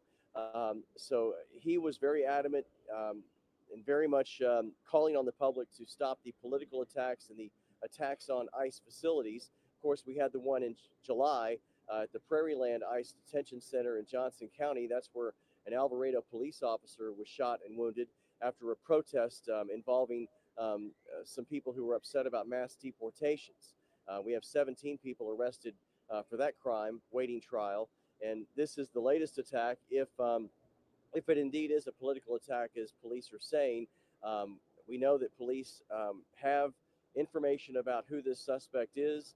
We hope to get more coming up when there's a briefing, hopefully later today, that federal authorities say they will hold at some point.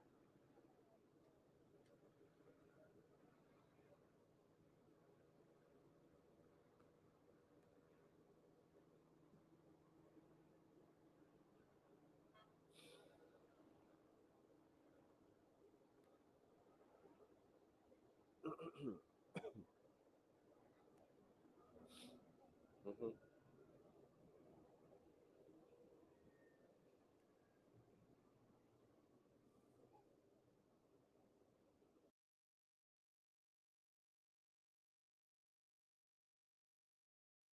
There's really a lot of these specifics we talk about that we just don't know yet. Right. And of course, when this happens, we want answers. Yeah. Everybody wants answers. Answers do something for us psychologically. Okay. Yeah. So we want answers. But the truth is, we're in a climate in America where hate is the response right now. Yeah. And that's just the hard truth. Yeah. So what's next? We go forward. There are a lot of things that we don't know, as you mentioned, about the shooter, motives, connections, who he talked to, right? Those sort of things. All that is yet to come. Right. So what's going to carry the day is what we've heard so far. Right now, Special Agent in charge of the Dallas FBI, Joe Rockroth, said, "I'll come back to you. We'll come back to you later." At one point, he said, "We'll come back to you later today." Right. I think that was he kind of backtracked and was like, "No, at some point." Yeah, we are going to learn more. It might be in an afternoon news conference. It might be in a press release. It might be tomorrow. Right. Yeah. Right. They didn't say where the shooter was either. No. They didn't release many details about what's happening right now. Right. And that's because it is investigative work. He may be wherever he lay after taking his own life, or they may have already moved him to the Dallas County Medical Examiner. Right. Right. And then there are a lot of questions about security going forward, at ICE facilities or federal buildings or what have you, because now there are a lot of questions about, okay, who is safe? Is there somebody else going to? This is an important point to bring out again. So if we believe there are anti-ICE messages on the rounds that were recovered, right, which means he may have been targeting the ICE agents or the agents driving the ICE vans. But how did he know they were white unmarked vans? How did he know all of this kind of stuff has to come out? And this is why agents, if they're moving detainees around, that information has to be kept close. I'm not saying it was leaked. I'm just saying this is stuff that will come out now in the future. And For the whole country, not just here in Dallas. Yes, I think that's what makes this even a bigger story than it is. It's a national story. Yes. But this is the learning moment, right? Okay, we're going to have to make sure that as few people as possible know about transports. Right. Unless he just knew that's where the ICE office was. So I'm just going to go up here and sit and wait till I see an agent. Yeah. Yeah. See what all right. Well, and we may never know. And we might not. Sean, thank you. Thank you so much. Shannon Murray has been live this morning there near that scene, near that ICE building. And you've kind of been showing us that staircase that officers have been kind of centering on. What more have you seen? Yeah, Brandon and Lauren, we are right outside of where that ICE detention facility is, and we are focused in on this building here that's just on the other side of that. This is an immigration law office. We have seen investigators going up and down the staircase here, and right now they are focused on this car right here. It's a Toyota Corolla. Lauren, I know, had asked me earlier, are you seeing them trying to hone in on anything in the parking lot that may have been a vehicle or belonged to the shooter or anything like that? We are now seeing them focused in on this vehicle here. We see quite a few police investigators, FBI, ATF here on the scene right now investigating. A lot of these federal agents honing in on this vehicle. We do know that the shooting happened early this morning, and that gunman was on the roof of an adjacent building next to the ICE detention facility. And then we learned that it was a law office. There are quite a few immigration law offices here around this area. Then just maybe about 30 minutes ago, we saw them putting up the caution tape, Dallas police vehicles coming in, blocking off this area as they continue this investigation. Right now, this area, these streets around here are still closed to through traffic. We just see investigators here blocking off the entrances as well to the ICE facility here on the other side of us. Still working to confirm any information that we can about this shooter and a motive. We understand that, you know, police are starting to reveal some of those details, but we're not learning a lot about who that person may have been. So, of course, we'll keep you informed here throughout the morning as we learn more, and really just as we continue piecing things together just from what we are witnessing here on the ground, on the scene outside of the ICE building. Lauren and Brandon. Okay, very interesting. So Shannon telling us that she's been seeing the officers go up those stairs periodically to the top of that building. Also, a lot of focus on a Toyota Corolla that is in the parking lot. So maybe a vehicle that they, you know, want to examine more. So two definitely areas that they really seem to be focusing on right now. Again, this is right behind that ICE detention center. It's an attorney's office. A lot of attorneys, immigration attorneys, have offices in this area. There you can see photographing. There It's like crime scene technicians up there that are photographing the something on the roof right now. Yeah. Well, and I think Mayor Eric Johnson pointed it out too. He wanted to thank the Dallas Police Department, Dallas Fire Rescue, all of the federal partners, and he kind of specifically mentioned Dallas police officers who responded there. He said, thanks to them, this wasn't as bad as it could have been. And we know that as officers approached the shooter, or engaged him, that's when he took his own life. So they got up there. That's they what we were able told. to confront him. That's what we were told. Yep. And so they were able to confront him at that point. But in the news conference, they told us when police arrived on the scene that there were two dead, the suspect and and one of the detainees. So I'm not sure. What kind of what level engagement, I guess, is the question as well. Right. Was it one officer who got up there and the guy, or did they just arrive told on the guy to scene stop, or and was it multiple or whatever? Something, boy, social media has been lighting up, and Hannah has been here kind of following not only just what's happening on social media, but also that being the platform at which a lot of these even federal officials are making their statements. Absolutely. And Brandon, I would say the temperature has definitely changed just in the last hour or so. We heard in that news conference, they asked everybody to exercise restraint in these moments in the early investigation, and also to turn down the temperature. And that seems to have been the case thus far on social media. We did see a statement from Fort Worth PD, obviously not involved in this case, but must be having some sorts of conversations with their Dallas counterparts. They said, quote, "The violence that occurred in Dallas this morning is uncalled for, and moments like this are deeply disturbing, as it just creates more division in our community at a time when the focus needs to be on how we come together. We continue to ask our community that if you see something, you say something." Uncharacteristically emotional for a police department, but I think is incredibly important to highlight that in these moments, departments like this, it is a personal situation for them. I think any law enforcement individual, immediately you hear something like this and you have a visceral reaction. And that seems to have been the case. We've reported this morning on how in that news conference, they made mention to that July 4th attack on the Alvarado ICE facility there. Just yesterday here on Fox 4, we reported on those 6 individuals in that case who were arraigned in court on federal charges for that situation. However, this very Dallas ICE facility was the target of a bomb threat just last month. The facility went on a temporary lockdown. It was a 36-year-old U.S. citizen who arrived at the facility, according to Homeland Security. DHS just reported on the website August 26th that someone arrived at the same Dallas field office claiming to have a bomb in his backpack. At the evening of that day in August, the subject showed security officers what he claimed to be a detonator on his wrist. At that moment was when the shelter in place was issued for the facility. The officer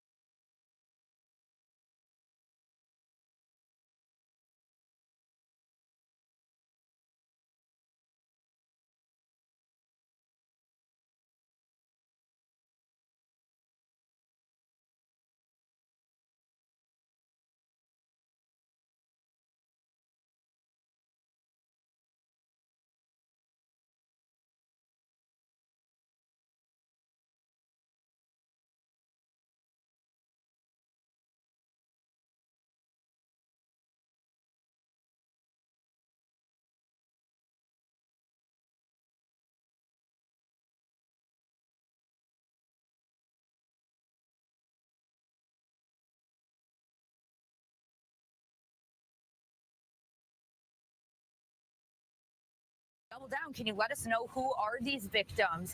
Who is this suspect? And they declined sharing any information in terms of that. They did ask for public information to report info to the FBI. They will continue to work with federal and local partners on this. But, you know, there was a lot of emotion, I would say, here. Senator Ted Cruz kind of taking the podium to say this needs to stop. Violence is wrong. Politically motivated violence is wrong. And I want to say that that was pretty much the rhetoric from law enforcement officers too.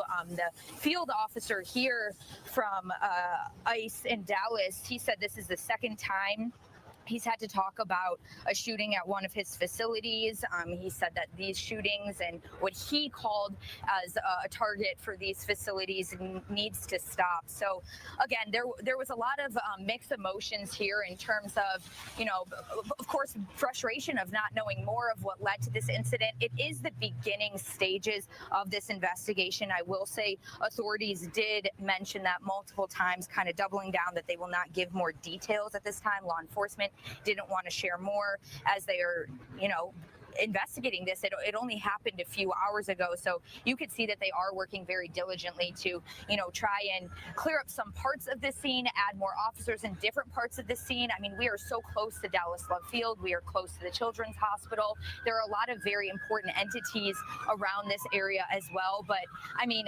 again, we have seen law enforcement officials from so many different agencies, not only local, but of course ATF, Homeland Security. We heard from ICE officials here just kind of talking about how they feel targeted. They feel like there's a lot of political violence here.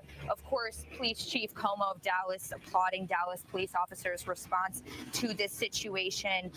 Mayor Eric Johnson asking for prayers. So, we are still on scene where it is just very active. We're hoping that as the day progresses, we do learn more about how this situation came to be and hopefully some more information about the suspect and victims. Back to you. All right, Peyton, thank you very much. Watching while Peyton was talking, them really carefully, almost like 5, 6 officers there, really scouring the roof of that immigration law office building right now, looking for any more evidence. So clearly that's an active scene still. Yeah, we just a little bit ago had a news conference where they were able to answer a lot of the questions in this, and we want to kind of go back to that, play that again, so we kind of get an update.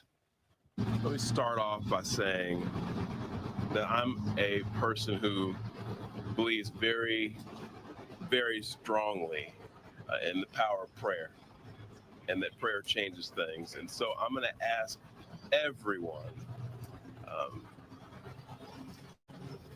please join me in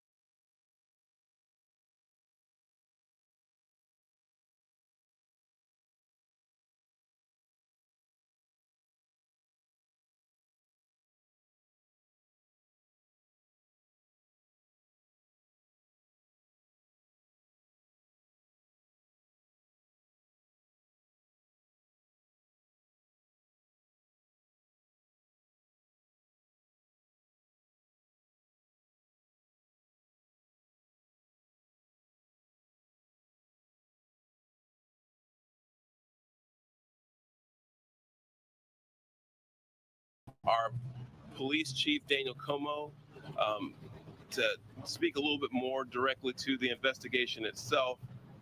And with that, Chief Como, thank you. Thank you, Mayor. Today at approximately 6:40 a.m., we received a assist the officer call. We responded to the call, got to the scene, and we later learned that we had 4 individuals that were shot, 2 of them deceased, including the shooter. The DPD was able to locate the shooter who was deceased. We're going to be working this investigation shoulder to shoulder with our federal partners. The FBI is on scene, and right now I'm going to introduce you to the SAC of the Dallas Field Division, FBI Joe Rumrock. Yeah, good morning. My name's Joe Rothrock. I'm the special agent in charge of the Dallas FBI field office. I want to first start by thanking our partners in local law enforcement, specifically the Dallas Police Department, for their quick and timely response. I can confirm at this time that the FBI is investigating this incident as an act of targeted violence. It is unfortunately just the most recent example we've seen of targeted violence, to include here in North Texas, where back on July 4th, we saw a coordinated attack carried out against an immigration detention center in Alvarado, Texas. What I can also share with you is that early evidence that we've seen from rounds that were found near the suspected shooter contain messages that are anti-ICE in nature. Again, this is just the most recent example of this type of attack. This will be a whole of government response. There will be no resource not utilized to bring all those individuals who are responsible to bring them to justice and to hold them accountable. While we're not releasing identities of any victims at this time, what I can confirm for you is no members of law enforcement were hurt during this attack. If any member of the public has information that would help the FBI's investigation, I would ask that you please report that to 1-800-CALL-FBI. Again, any piece of information will be helpful, but this will be an ongoing investigation between us, a number of federal partners, and our local partners, again, to ensure that anyone responsible is held accountable. With that, I will turn it over to my counterpart from the ICE Enforcement and Removal Office. Good morning. My name is Joshua Johnson. I'm the acting field office director for ICE Dallas. I'll be brief with my comments, but I do want to start off by saying thank you to the Dallas Police Department, Dallas FBI, HSI, CBP, ATF, and virtually every law enforcement officer in North Texas for your support. This is the second time I've had to stand in front of you and talk about a shooter at one of my facilities, and I think that the takeaway from all of this is that the rhetoric has to stop. There are people out there who are seeing what is being placed online, and they're coming and they're doing acts of violence against ICE employees. So that's kind of all I have for today, is that it's just got to stop. It's dangerous, and people are losing their lives. Thank you. Thank you all so much for coming. We really appreciate it. Again, thank you all so much. As it was said here today, if you do have any information, reach out to 1-800-CALL-FBI. We are continuing our breaking news coverage on the shooting at a Dallas ICE facility that left 3 people dead this morning, including the shooter. 2 ICE detainees have been confirmed to be dead among those killed. The other person, another ICE detainee, was injured. That suspected gunman is also dead. That death caused by a self-inflicted gunshot wound. We'll be taking over coverage here now this morning as Brandon and Lauren have been relieved from the desk for the day, but there are still a lot of moving parts in this investigation. We just recapped the news conference from this morning, where we learned quite a bit, even hinting at a possible motive in this shooting. Yeah, we were told by the special agent in charge of the Dallas FBI, Joe Rockroth, that there were anti-ICE messages written or etched into the shell casings that had been recovered. And so, of course, that is a big focus now, because those messages lend themselves to some anti-ICE ideology. Again, we haven't seen those yet, but I think we are going to be able to see those in a little bit. I believe we're getting those images so we can show those. So yes, it appears at this moment that this was again an attack on ICE agents in an ICE facility. We heard that from Joshua Johnson, the special agent, Hannah, in charge of the Dallas division of ICE. And so this continues to happen here and in other places, but twice now in Texas. Twice now in Texas in just the last couple of months. North Texas. Exactly. And we now know of another bomb threat that took place at the same facility. No one was injured in that threat, but that was just a month ago at the same Dallas field office that serves as a processing facility for thousands and thousands of migrants, many who only spend roughly 24 hours there before then being moved onto a detention facility. This is the tweet from FBI Director Kash Patel showing the shell casings and the messaging there on those. So this is the ammo they were referring to that they recovered from the scene that sort of hinted at as a possible motive for what they referred to as an act of targeted violence. Right. And that is what they are pointing to now in this tweet as targeted violence against these federal ICE agents once again. We heard from Senator Ted Cruz, who was saying, you know, we got to turn down, this has got to stop, but the rhetoric has got to stop on both sides. I think that's the real message. We have to all stop this. Yeah. We've heard that call went to police just before 7 this morning. For a long time, the highway was blocked off. Roads are slowly starting to reopen. However, that crime scene tape still blocking off that area. Near the scene, we have Fox 4 reporter Shannon Murray, who can give us a better look at exactly what that crime scene is looking like as the investigation unfolds. Shannon? Yeah, and Hannah, so what we're focused on right now is kind of almost a secondary scene here right behind me. I'll step out of the way so that our photojournalist, David Tafoya, can zoom in a little closer. We've seen investigators really focused on this immigration law office right here directly across from the ICE facility here off North Stemmons Freeway. We know that earlier, I think Sean Rabb first reported that a source told him the shooter was on top of an adjacent building believed to be a law office. So now we have seen them focus here on this building. We've seen them going up and down this staircase, ATF agents, FBI, Dallas police. They are very focused on a blue Toyota Corolla right here in the parking lot next to this staircase. On the ground next to it, also a small black scooter, which is probably difficult to see through our camera lens, but we've also seen them taking photos of that area. We've seen them taking bags in and out, some of them going back and forth, some of these investigators going back and forth between the ICE facility across the street and this law office here. We were here when these police cars pulled up and they started putting up the caution tape, blocking this area off from anyone coming in and out. So we are still working, of course, to learn more about the shooter, more about the motive. We know that during that news conference, they said there were those messages that seemed to be against ICE in some way. We are still hoping to learn more about that and who this person was.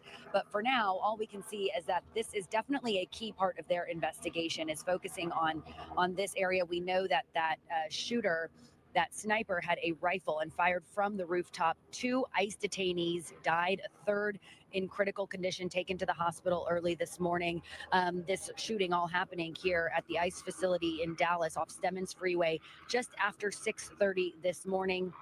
So we will continue following this. We have several crews, of course, on the ground here following different scenes and covering, of course, that news conference early this morning, waiting for updates. And we will, of course, get back to you guys with any further information here on air and online. Hannah, I'll send it back to you.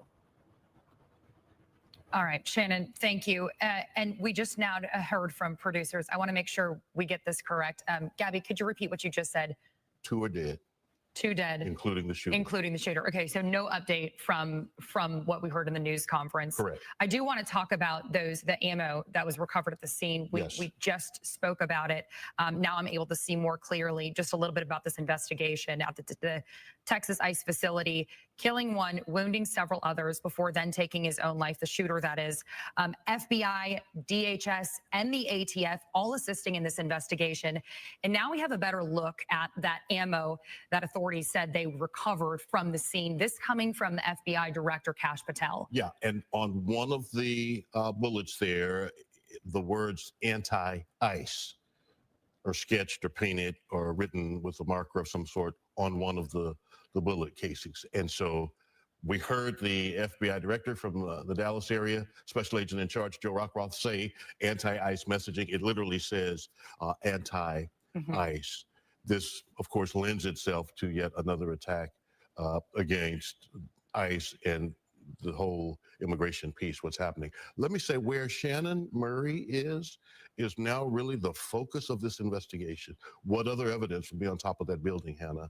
That's what they're going to be trying to gather now and understand, as well as, is there a vehicle? How did the shooter, how did he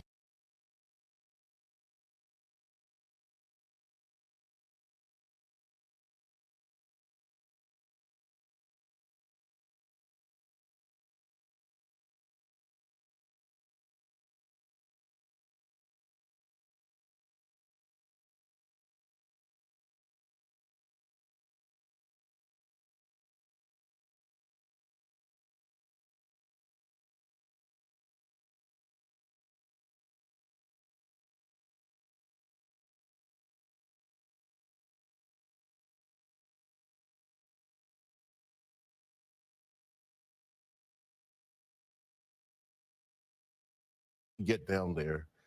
What's in that vehicle? Yeah, and you know what? Painting a picture of the shooter is really that big piece that seemed to have been missing from this earliest news conference about this scenario. They didn't go as far as to say who the identification of this shooter might be, what their race might have been, whether it was, did they even confirm whether it was a man or woman at this point? We really have few details about what the shooter might have looked like or might have been motivated by, other than the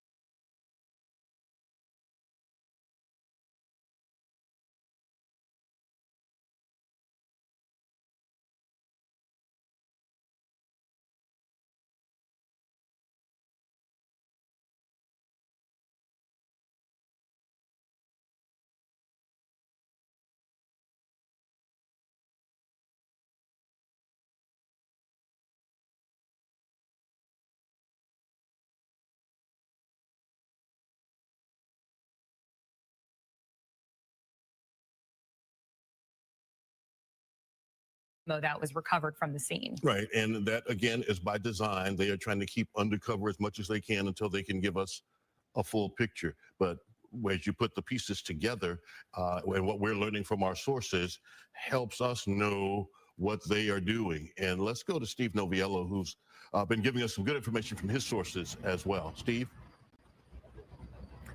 Good afternoon, or good morning still to you, Sean. It's been a long morning indeed. We can tell you that preliminary reports of the shooter's identification are certainly making their rounds on the internet and across social media. We are choosing not to share that information with you until we can have a finer point put on it directly by the FBI. We generally will wait for confirmation and permission from them before we pass along such pertinent information. What we can tell you is that really the general consensus here, both from investigators and from lawmakers, you heard from Senator Cruz earlier today, is that at the heart of this, they believe, is the anti-ICE rhetoric that is happening across the country right now. That rhetoric not only about ICE, but about most things in general. You know, we're living in a society now where everybody is so polarized by even the most mundane things during the course of their day, and folks really calling on every American to have some sort of call to action to get back to the center where we can at least agree to disagree, or at least engage in some sort of meaningful discourse, because each time we have one of these events, we really kind of move farther and farther away from the solution, which the irony here is a lot of these shooters really want to make a statement. They want to move the needle, and what happens is those needles move, but not toward here, they move, farther and farther away to both of the extremes. We can confirm for you that no members of law enforcement were hurt in this attack, and it does sound like investigators are looking for more information. They're asking anybody who may have information to contact 1-800-CALL-FBI. Again, the early evidence that we're seeing now, the rounds of ammunition that you guys have been talking about this morning with that anti-ICE rhetoric on it. Again, there are preliminary reports of the identity of the shooter. What we can confirm for you right now is that shooter did die by a self-inflicted gunshot wound. We also want to repeat updating some of those numbers from this morning. We had originally reported that 2 of the detainees who were shot were in fact killed and a third one was injured. Those numbers have been reversed now, that 2 have been injured, 1 has died in addition to the shooter himself. Good information. And of course, we all know, Steve, how fluid things are at first when there is a story like this. This is really breaking news, and it breaks in sections, right? And so what we learn initially oftentimes changes, and that's kind of the case this morning in terms of victims, survivors, those who lost their lives. One thing I do want to talk about, because I see a troubling trend, I'm going to call it copycats, this messaging on bullet casings. Someone has started that, and now we've seen it in succession, and people now think this is the way to get my message out. I'm motivated to do this. Something has moved me to take this action, and I'm going to tell you why it's there. I also think it's an important and interesting reminder that someone who is capable of doing something like this is prepared to die and aware that this might be their only way to get their message across, knowing that they full well might be killed whilst trying to follow through on what they've planned out and executed. Right. A very twisted way of thinking, to the point of even I'm going to take my own life because I don't want to go into custody, right? I'd rather take my own life if I'm not going to die in a shootout with law enforcement. Right. In a situation like this. A startling trend. And now we're looking at Sky 4 of pictures of the outside of the facility. Really the best picture we are able to get, as this is a federal facility, understandably has its own security measures. Then you add that extra layer of crime scene tape. Dozens and dozens of law enforcement vehicles blocking off any entryway to the area. You see in the lower right-hand corner of your screen a number of white vans. If Sky 4 can hear me, it can expand out a little bit, zoom out a little bit. Those white vans are the types of vehicles those detainees were being transported in this morning. Those are all at the ICE facility there. And so that's the type of vehicle that was coming into the Sallyport area this morning when this took place. And Sean, if you were to see a vehicle like this on the highway, you would not necessarily know what that vehicle is intended to do. More of those vehicles there just to the side of the building. There you see, it looks like investigators parked just outside one of the vehicles as well. So perhaps an area that investigators are trying to focus on, just on the exterior side of that building, still fenced in. But interesting to note that this shooter was clearly aware of what this unmarked vehicle was doing and set to do when they went through with the shooting. Yes, and where it was going, apparently where it was going to stop, right, and unload those that were in that van. It appears that that's what we're looking at as we look at this image of those vehicles there, the vans there, that open door, all of that. I'm hearing now from producers that we have a video of the suspect's car. We heard earlier that investigators were really focusing in on a Toyota Corolla. I'm wondering if that's the same image of the car we're seeing now. It appears that and different investigating agencies are now trying to take apart, comb through whatever might be in that car to help piece together exactly what happened, why it happened, and who must be behind this. And look where it's parked in proximity to the fire escape or the outdoor stairwell. It's right there. So parked there. Now, whether the hood was up already as a ruse to make you think the car was broken down, or whether investigators have popped that hood looking for any other kinds of devices or evidence of any type, we don't know. But there is the car right by the stairwell or fireplace that led to the upper levels, the roof of that building. And this is an interesting section of Dallas, too. As we've reported, this is just off North Stemmons Freeway. There are some apartment buildings adjacent to this property. We've heard from authorities that the shooter had a vantage point from a rooftop and shot down, so seemingly somewhere where any law enforcement or federal agents who were on the ground may not have been able to see them immediately as they've been driving through, or even if they were walking on the grounds there. But there are several hotels in this area. There's also some fast food restaurants. This is a heavily trafficked area. And this ICE facility in particular, this field office has also been the site of recent vigils. We've seen protesters go out there weekly, dozens of protests carrying anti-ICE messages, asking that they keep immigrant families together, asking that they give immigrants due process while they go through the immigration's citizenship process. But there you see, as they focus on what they say is believed to be the suspect's vehicle in this case here. And on the right rear quarter panel of that car, and we can't see it from this angle, there is something like a poster. Hannah, I could see it when the helicopter was swinging around to the other angle. On the right rear quarter panel, some poster, maybe an image, maybe a message on the outside of that vehicle. There are right now officers tasked with gathering surveillance video from different locations. So we'll know part of this investigation, we'll know the timeline. We'll know when that car showed up. We'll know when he ascended those stairs. They'll be able, and they'll go back based on if this person lives locally, they'll go back and try to trace video of him moving from wherever he lives to follow his movements to that facility in Northwest Dallas. Clearly somebody who knew this area, knew what this building was about, knew what those unmarked vans were for. And from what I've seen, all of the investigators that we've had on the scene, there's a clear interest in the car, but to my knowledge, none of them have actually gone inside the vehicle. They've just sort of been stationed around it. So if that's the case, then they are in fact waiting on a search warrant to go in, which is what you have to do. You know, you have to do that. You didn't see him get out of that vehicle. We suspect this is the vehicle based on what's outside of it, based on what we can see. It looked like the window was down. And so now we need a search warrant to be able to execute a thorough investigation, search that vehicle fully. To piece together evidence. One thing that will certainly be missing in this is any interview with the suspect, him or herself, as we know that that person has taken their own life. Just earlier, we went to Shannon Murray on the scene. Let's now go to Fox 4's Peyton May, who has a different vantage point from the scene as well. Peyton, what have you seen? What have you heard so far?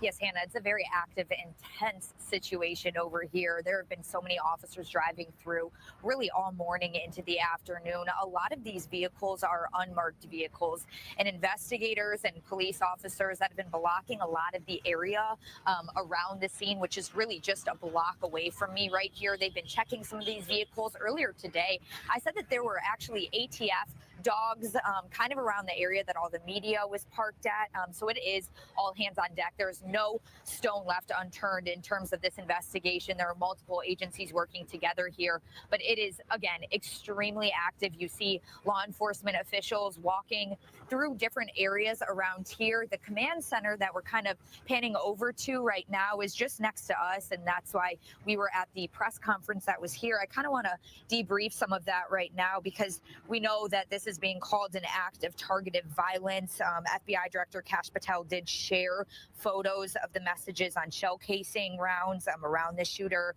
Those were anti-ICE in nature. That is from photos that he provided on X. Now, again, they are not releasing the identities of the victims of the shooter as well. All law enforcement was saying is that no law enforcement officers were injured, were hurt in this shooting. And again, they're asking for the public to report info to FBI, asking for as much information as possible because, as you mentioned, Hannah, and as we've been saying all morning, the shooter did turn the gun on themselves and did die. So they, of course, are looking for all extra information in terms of motives since they are not able to ask that shooter. Again, this was very a sad press conference. I will say a lot of, whether it be Senator Ted Cruz, whether it be the Dallas field officer for ICE, they were talking about how political violence, they are condemning that. They were talking about violence is wrong, it needs to stop. Politically motivated violence is wrong. Senator Ted Cruz actually calling out any politician using rhetoric to demonize ICE to stop doing that. This is this second press conference that the ICE Dallas field officer has had to give about a shooting in Texas. So he is again saying the shooting needs to stop. That was really the message that they wanted to say, along with, of course, Dallas Police Chief just really applauding the officers, the first responders who really are just going to be nonstop investigating this. Again, it is an active investigation. We're really seeing an inside look at a lot of the moving parts here, as we could see vehicles moving past this area that we're at right now. A lot of the reason that they said they're not giving any more information, they're not taking extra questions from law enforcement, is because it is the early stages in the investigation. As we have been talking about where Shannon is at, there are law enforcement officers kind of assessing that scene. Where we're at, a little further away, it is very active, swarming with law enforcement. So there are so many moving parts to this, and it is so early on that a lot of that information is changing. Back to you. Right, Peyton, and I do want to remind our viewers, as these investigators from federal and the local level as well still work to gather evidence, they're still asking for the public's help to try to pitch in and aid in this investigation. So they ask anyone who think they may know something about this incident at the Dallas ICE facility to call 1-800-CALL-FBI. That's 1-800-CALL FBI if you have any information that might give them an indication as to who the shooter is, what their motive was, and hopefully prevent any incident like this from happening again. I mean, this is just yesterday we were talking about the arraignment of 6 people charged in the attack at an Alvarado ICE facility. A month ago, we'd heard about this same ICE facility here in Dallas, the field office there being the center of a bomb threat that found to be unfounded. No one was harmed at that time back in August, but that was just a month ago. And this is the same field office. And even though the suspected shooter is deceased, right? And the FBI is yet putting out this call for information. Why? Well, because maybe he's active on social media. Maybe he's in chat rooms. Maybe there's someone he expressed something to who now can help provide some of the missing pieces to the puzzle. Too often in these situations, Sean, we hear from suspected shooters, family members, friends, even friends that they maybe no longer speak with, say, yeah, you know what, now that you mention it, this person was off. Or, you know what, maybe their rhetoric was getting increasingly charged. Or, you know, I did sort of distance myself from this person because I just got this feeling.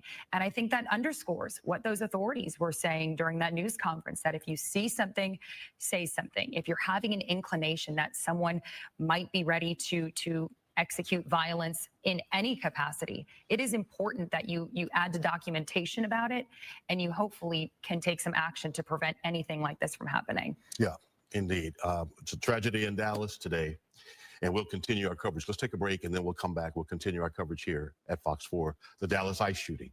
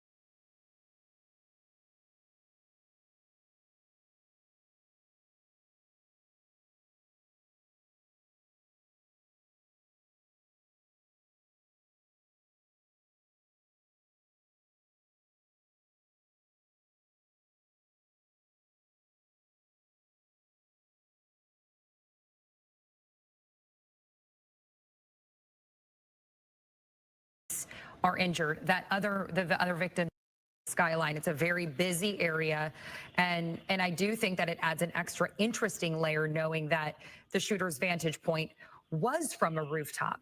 From an investigative standpoint, how does that change the scope of the investigation and what they might be looking for?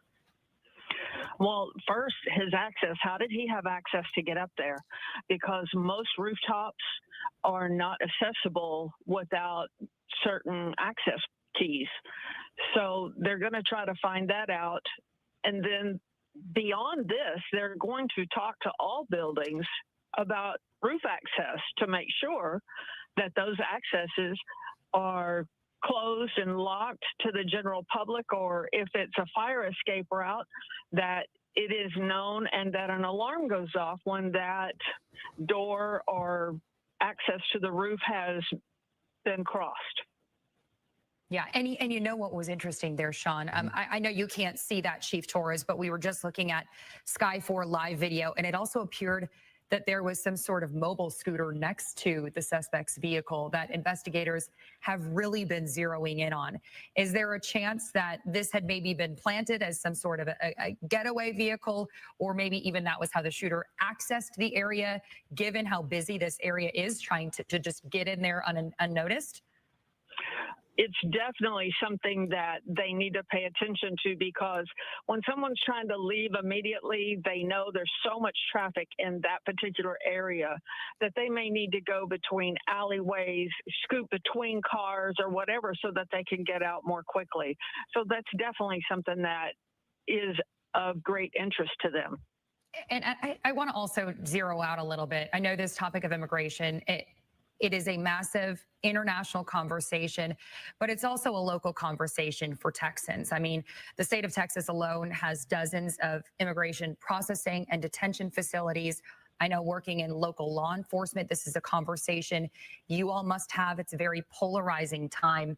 When these incidents happen, when these attacks take place, what is that later conversation that then happens in those local police departments about how the focus might change or not change, but how it might bring back that conversation again? What types of conversations do you think that those local detention facilities and local law agencies might be having in these coming hours and days?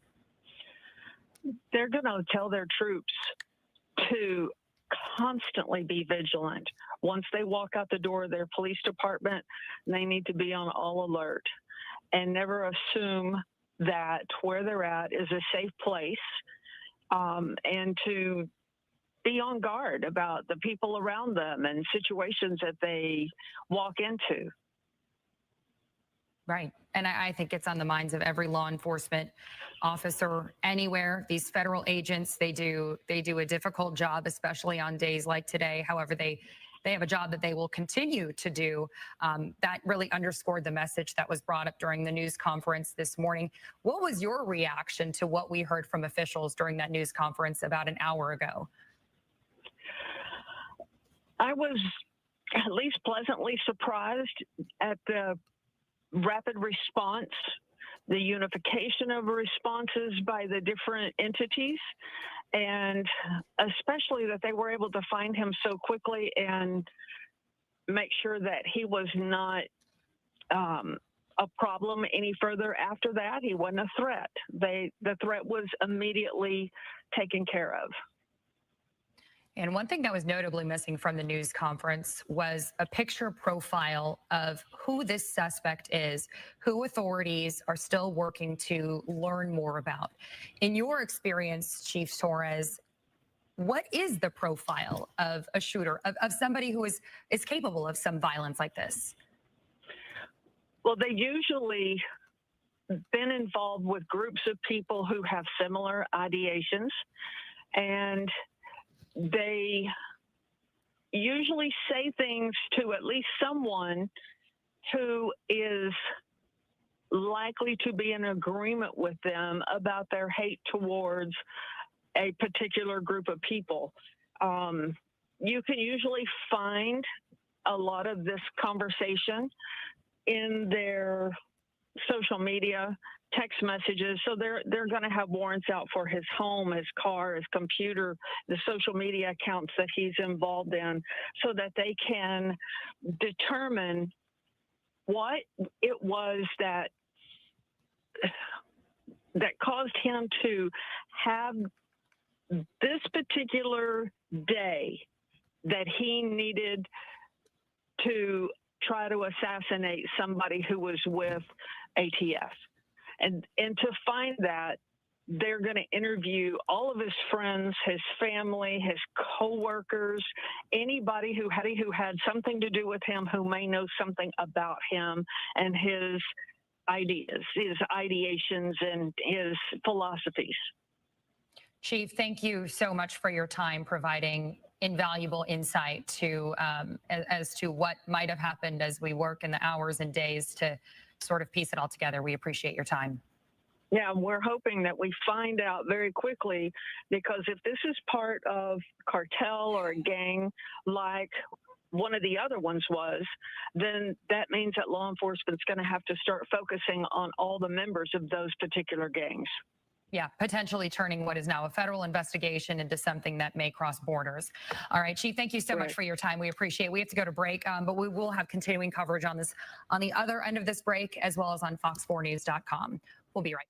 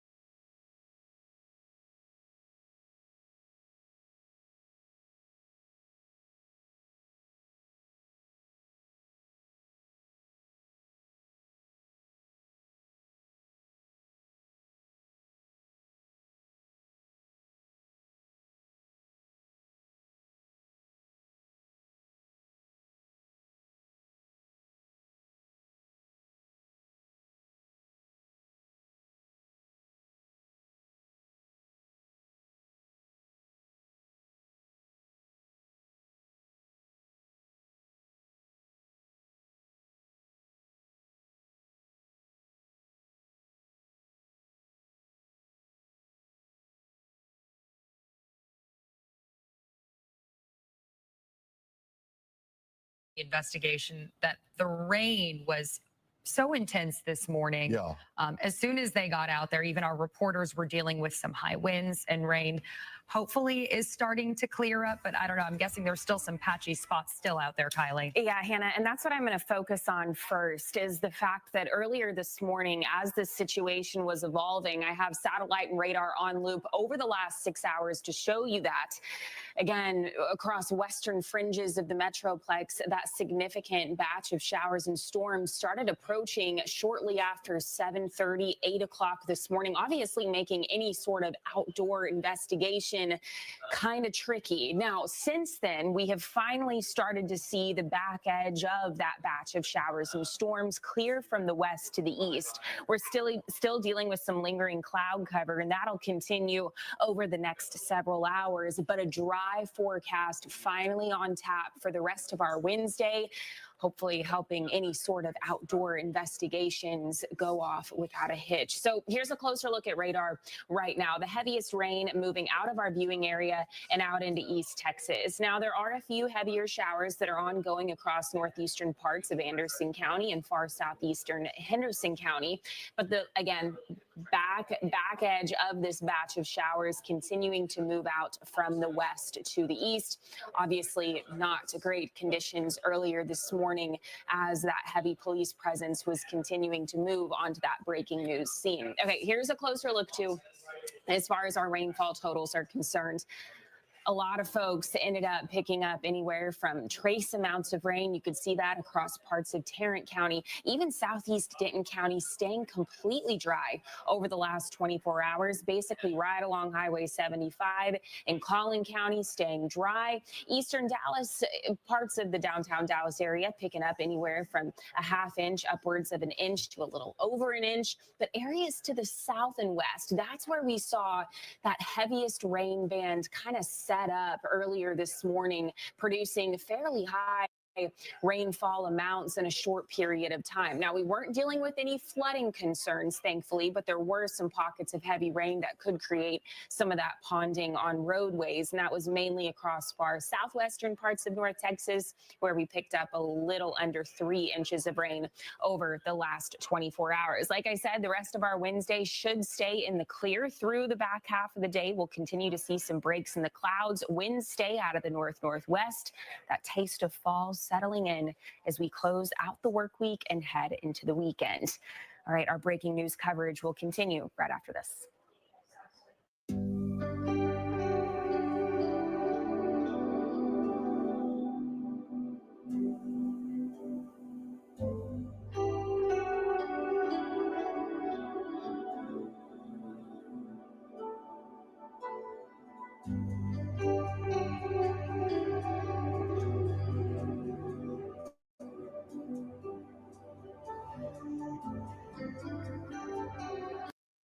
All right, they gonna roll out a whole narrative on this shit. Cash Patel gonna say he was a Mexican. He was dating a Mexican trans woman. That's why he did it. It's about to be all types of motives. Watch, Cash Patel about to spend all types of motives with this shit here. All types of motives. Let me pull up this dude's family's Facebook. Let me pull this up. Because his social media, I don't see his, but he does have, I think, his mother or somebody. Let me go back and see. Hold on. Yeah, this is crazy, man. This whole situation is crazy, but the engravings on the bullets, the same pattern as Tyler Robinson and goddamn Luigi Mangione. Y'all can't tell me this ain't out the same playbook. This is out the same damn playbook. Same freaking playbook. You know what I'm saying? The same damn playbook. Engravings on the bullet says anti-ice. That's what it says on the bullets. Anti-ice. Y'all can't tell me this ain't out the same playbook. This is the same freaking pattern. Same pattern. Let me see if I can pull this people's Facebook up real quick. Damn. This is some crazy ass shit. This is crazy.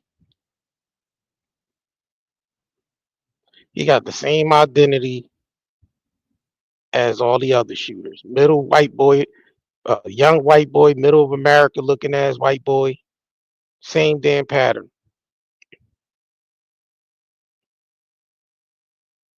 And they might be a part of the same damn organization, and they label them as copycats. I don't believe for 1 minute that these are copycats at all.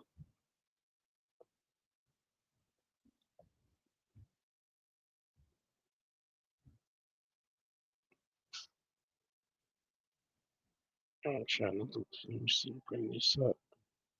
Where's that?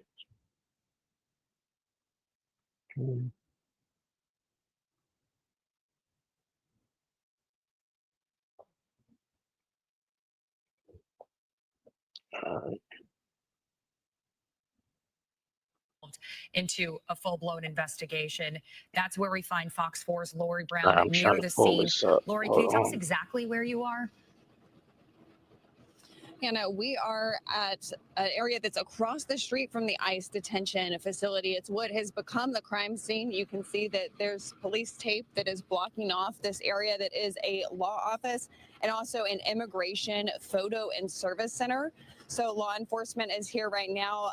It appears that they have been zeroing in on the staircase. You can see that there is no barrier, it appears, that would keep a shooter off of a staircase like that. That is something that we might find businesses giving an extra thought about. Any staircases that lead to roof access that shooters could use. Perhaps people need to start thinking about having those secured away so that suspects and shooters can't get up onto roofs. All right, here we go. The FBI Director Kash Patel has revealed that while the investigation is ongoing, it does appear that the I don't shooter was trust Cash targeting Patel law on enforcement. any There was damn a message information. on the unspent shell casings recovered that said anti-ICE. Even so, no law enforcement officers were hit. And as Sean was talking about, the one person killed and 2 injured, they could be ICE detainees, but during a news conference earlier, officials did. All right, here we go, y'all. Here we go. I guess this is the mother or grandmother or whatever, mother of the damn Joshua John. Let's go through some of this shit, see what's going on here.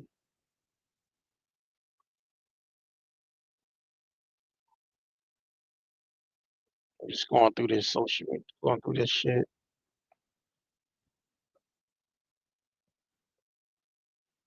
Is this him?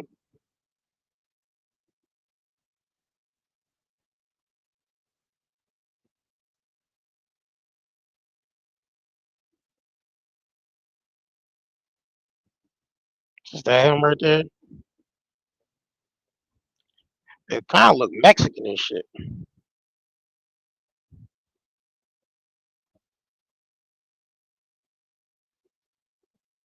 Yeah, look kind of Mexican and shit.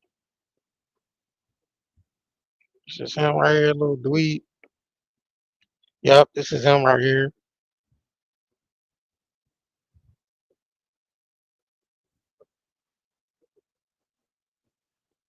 Yeah, they look like they Mexican. Some shit. There you go again right there. What y'all think? They Mexican? So watch they roll out some type of narrative. Watch. Oh, somebody from his family got deported, and this is the motive why he did it. They're gonna roll out some fake ass text messages like they did with Tyler Robinson. It's gonna be typed like chat goddamn GPT typed it. It's gonna be all proper and shit. Watch. They're gonna straight lie to us. Y'all know what they gonna do. And a whole narrative.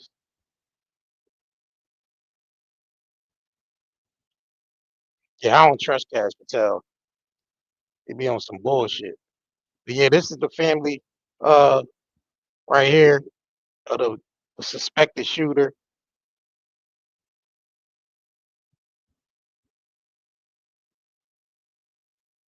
All right, let me go look up see what they.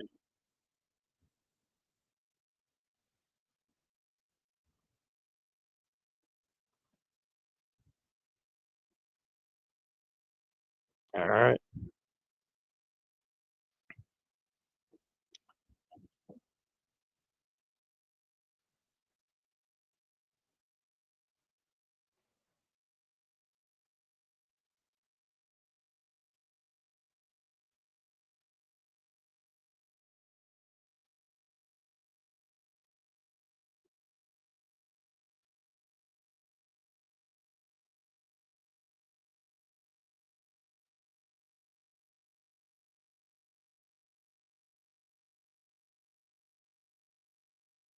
Don't know if that phone was inside that car, if that's his car. We also don't know if there's any literature or other writings that are available inside that car, or other evidence that links him to the shooting, like other bullets or shell casings from previous incidents. We don't know that, but that vehicle is critical if they've identified that as the vehicle that belongs to the shooter. Let me ask you about bullets, because FBI Director Kash Patel tweeted out what appears to be like a Mauser cartridge, military-style weapon, ammunition that painted on it or etched on one of the bullet casings was the words anti-ice. Same pattern. Now, engraving on a bullet. There are the photos up there for you, Same Craig, damn you can see pattern. those. It clearly says anti-ice on one of those four. My question to you would be, this is a trend that's troubling, where messages now are being scribbled on ammunition. What do you make of that? A copycat, or people saying this is the way to get my message out? What? Nah, Very likely part a of the same copycat to the organization. most recent political shooting that we had with. But you know, Probably the damn FBI themselves. I believe that it's probably related to not the previous incident, but to the drawings, the etchings, or a person with their message, and because they know his intent was probably to commit suicide after this was over, and he knew that these bullets would be something that would be left for people to see, for them to realize, you know, what his thought process probably was or possibly was at that time. So yeah, I do think they're both copycats, but I do think that people are using these, you know, as a way of getting their message across when they know they may not be around after the shooting takes place. Well, and Craig, and one thing that was notable from the news conference this morning is the restraint with which the authorities, all who spoke, acted when describing the shooter. These bullets are just about the only thing we have to indicate what might have been going through this person's mind. How long do you think it might take before authorities feel comfortable in this investigation revealing more details about who's behind this? Well, I don't think anybody wants to put out information that's not accurate. And I think that's what they're waiting on right now, is to confirm a lot of the suspicions and things that they already know. Some of that evidence could be obtained from that car. But as I said, you know, social media and phones are very valuable to law enforcement, and the messages and the people that he was communicating with. If there were people that he's been communicating with and his messages on his phone show him talking to individuals, they're going to track down those people. They're going to find out who they are. They're going to find out who else may have known about this attack or could possibly have known about this attack, and they'll follow those leads. And so, you know, as this thing evolves, I think they want to make sure before they come forward and give you more information, they want to know, in fact, themselves from talking to these other people, maybe what was this individual's impetus, or did he possibly even know the people that were in the van, or was it a random shooting? You know, and I think it's also important to note that you got the detainees and the individuals that were shot and unfortunately killed, you know, who had they been communicating with? What was going on with them? And I don't know if their phones are on them, if they've taken their phones from them previous to the arrest, what their family members may know, because we don't know yet whether this was just an isolated incident where this person was angry and wanted to shoot, or whether this was a targeted attack of a specific individual that was in that van. We don't know that, but and they'll have that information as they track down and use this victimology approach to find out what was going on in everyone's life, both the victims and the shooter in this case. Craig, let me ask you, in a case like this where you have multiple jurisdictions, you have the FBI involved, ATF, Homeland Security, ICE, obviously. You also have Dallas. I don't trust none of them. While it happened on federal property, it happened in the city of Dallas. Here's my question to you. Who gets the search warrant? Do we go to a state district court, or do we go to a federal magistrate to get the search warrant? How long does that take? And do you think that might be in hand by now? Because surely they have a reasonably good idea who that shooter is. Do you think those warrants are in hand and being executed by now? I do, and I think that'll be once. I don't know if on your videos if you've seen them go into that car yet, but if they do suspect that car is involved in this crime, they're going to make sure that they protect that evidence and that they don't go into that car until they have a warrant. So I think you may get a clearer picture once someone starts making entry into that vehicle that they've obtained the warrants that they need. It's very it can be a confusing time, both when a federal agent comes into the city of Dallas and involved in an officer-involved shooting. You know, the Dallas Dallas Police Department will respond and initially start the investigation, but they won't be able to get statements from those federal Right. agents The that were miles involved of in the shooting Rifle until people come recovered. down Right. from The Washington, same as D.C. Tyler So Robinson. there's Facts. always a timeline and a And lag time that takes place in something like this. But I think as this important is an no issue coincidence. as this is in our country today, that right What did now they everyone distract is us trying from? to get this done as fast as they can, but you don't want to What is avoid steps this or big that would distraction? compromise this investigation later on, because there could be other people that are involved in this that will come to trial. All right, Craig Miller, my friend, thank you for your time with us today. Oh, you're Your welcome, sir. valuable Thank you. insights. All right, sounds good. We're going to go to break. We'll be right back after this. Yeah, it's the same.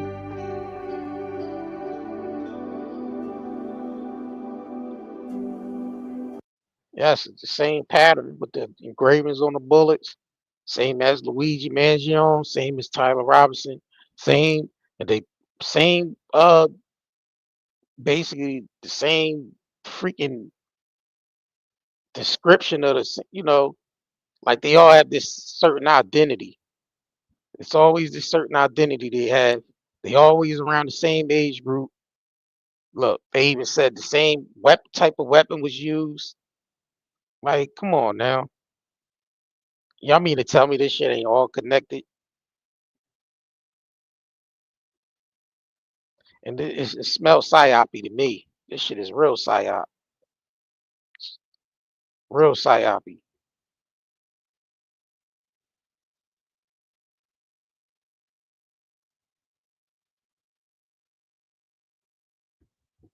I don't trust it.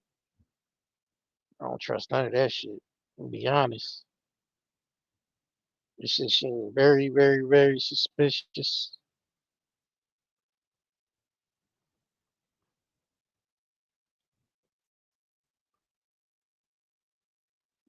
We're gonna wait for them to roll out some type of narrative and shit. The FBI director Cash Patel, shit, he already catching backlash from the Tyler Robinson shit with them fake ass text messages and all the evidence and all the videos that's coming out that he got to go back and examine all the evidence and shit. He already catching heat from that. So what are you gonna do? Use this to take the focus off of that? Another fucking distraction to cover up. You know what I'm saying? Like, come on now. The last 48 hours, who were they talking to? I don't trust them. What's been their I don't. movements? What have they? This could be a whole nother distraction to distract us from the Tyler Robinson So shit, all of that which matters. that is distracting us from the goddamn It's how Epstein homicide list. cases develop, and really, it's how Because investigations they of still this don't kind want to develop, drop the because Epstein the list. only way to know about this person who has committed this crime is to go back in their lives. To retrace Yeah. those steps and those conversations immediately leading up to this. I mean, this was something that took place first thing in the morning during rush hour traffic. We know this shut down traffic on the highway, which has since reopened. But that crime scene still taped off in what's a very busy area, an area that suspected shooter must have been familiar with. But the question remains about who those victims are and whether they were connected to the motive tying into this shooting. Right. And we can say he may have been familiar with that area, but remember what we learned about the shooting in Utah?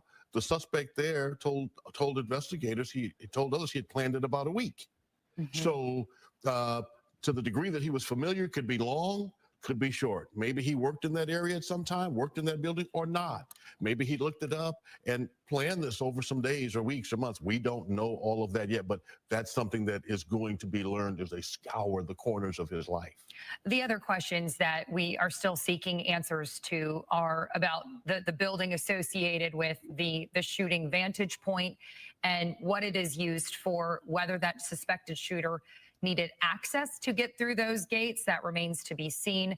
But whether it was an employee of that building, we do believe it was a commercial building, perhaps a law office. But we're still waiting for confirmation on all of those details. So we know that there are some lawyers in that building, and we know they are immigration attorneys based on their proximity to the ICE office. I have stood in the parking lot of that building and done live shots before, so we know that's the ICE facility there. That's clear. Now, This is hard for everybody. Talking about people have to rethink how every building is blocked off or locked down or secured to prevent anything or anyone from encroaching. This is some of the stuff we've never had to consider in all of our society. What's secure? Cameras, locks, doors, crash doors, one-way entry, those kinds of things is what we've been concerning ourselves with. And so every time there's an I gotta incident show like y'all this, that. Hannah, Show y'all this we shit. learn from it, and it causes us to I reassess gotta what we show are y'all or this aren't shit. doing Same in fucking society and in our identity, man. systems, and we always have to make some kinds of I changes. gotta As show you're y'all this looking shit. still now at So I'm looking up this Sky guy's 4 family members, and why over this why investigation, and it does is going to be an all-day affair and this beyond. family And one have thing almost that's the same definitely worth identity noting as is over the Tyler last few Robinson? hours, The the law Audi, enforcement presence camping, has significantly the dwindled. Just outdoor from 7 a.m. this adventures morning on to boats those and calls shit, like going the out same thing to as Tyler several Robinson's agencies responding goddamn to now perhaps family. what's going to be a baton pass off to I the gotta show leading y'all this agency shit. that's taking charge of this investigation.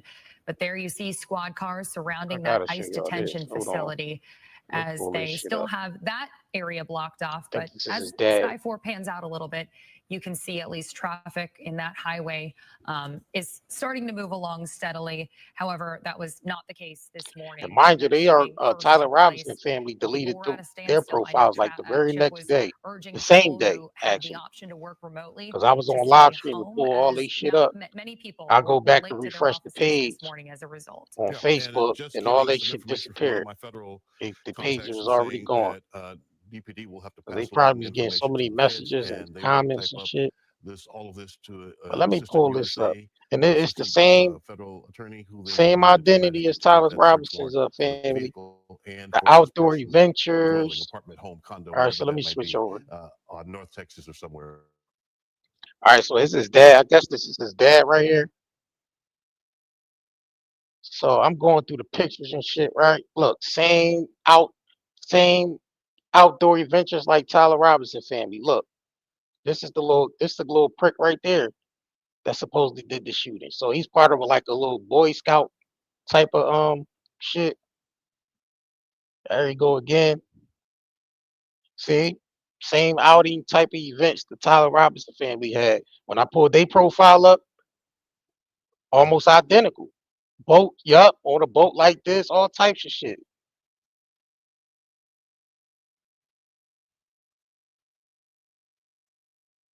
Yep, same type of outdoor adventure and shit.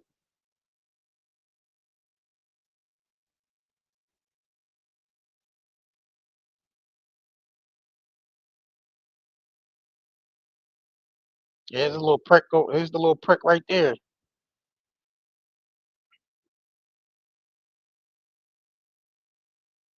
Yep.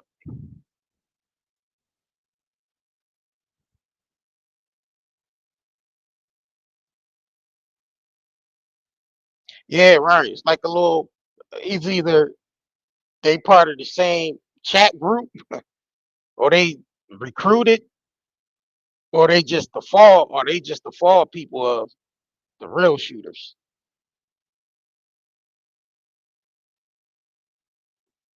Yep. So this is, I guess this is Andy John. I guess this is his dad's Facebook.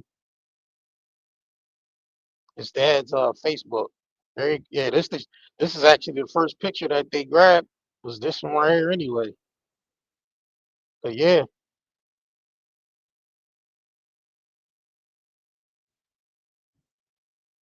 So if y'all want to go look all this shit up, y'all can go right to Facebook, put all this shit up.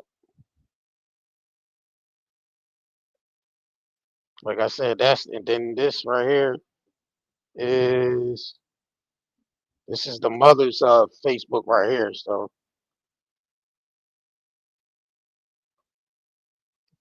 yeah, Sharon, John. Yeah, but here's some pictures with the little prick right there, little right there,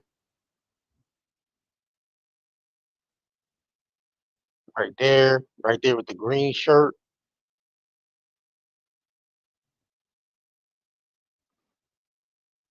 So it look like they Mexican / white.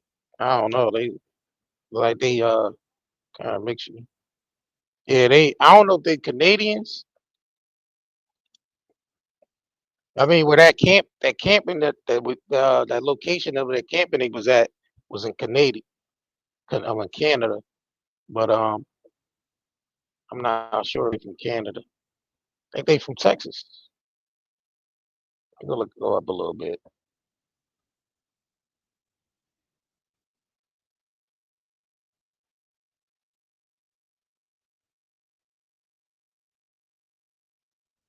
Uh,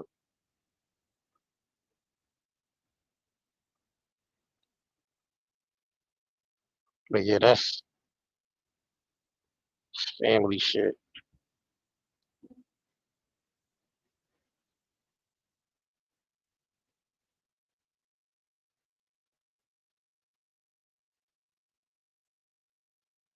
All right, let me reshare that.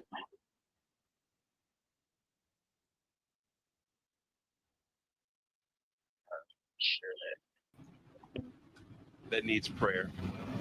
So I'm going to ask you all to join me also in praying for this city, that we can come together at a time like this, and that we can be there for one another the way we always have in times like this, to support one another, help us all get through this very difficult time, not just in our city, but in our country. And that's why I'd ask you to pray for our nation. There's a lot going on right now in our country. A lot of it's confusing. It's a scary time. I've got children. I've got 3 young children, and I'm here to tell you that it is challenging to Yo, and it's what's crazy going to on me in our that country right now.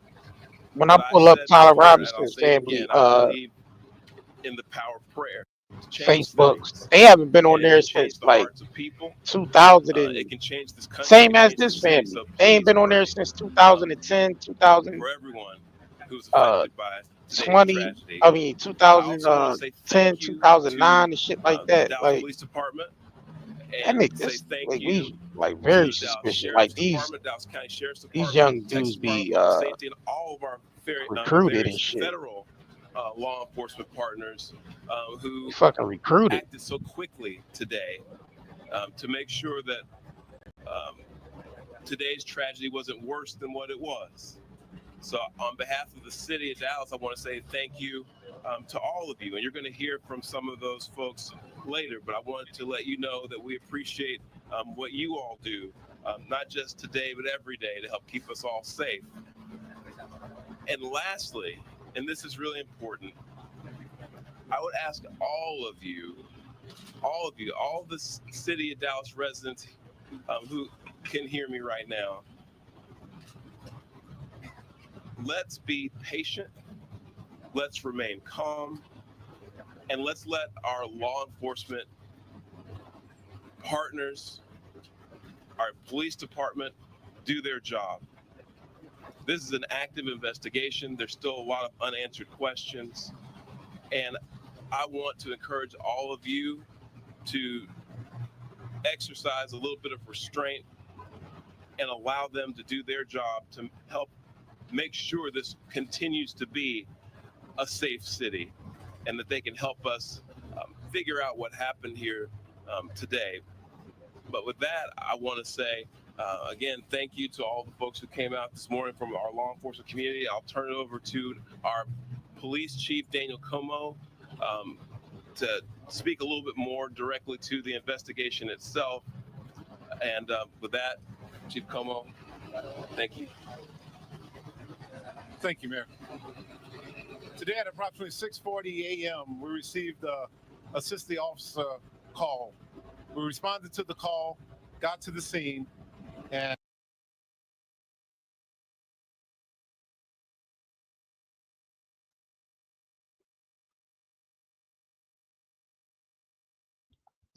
we later learned that we had shoulder to shoulder with our federal partners.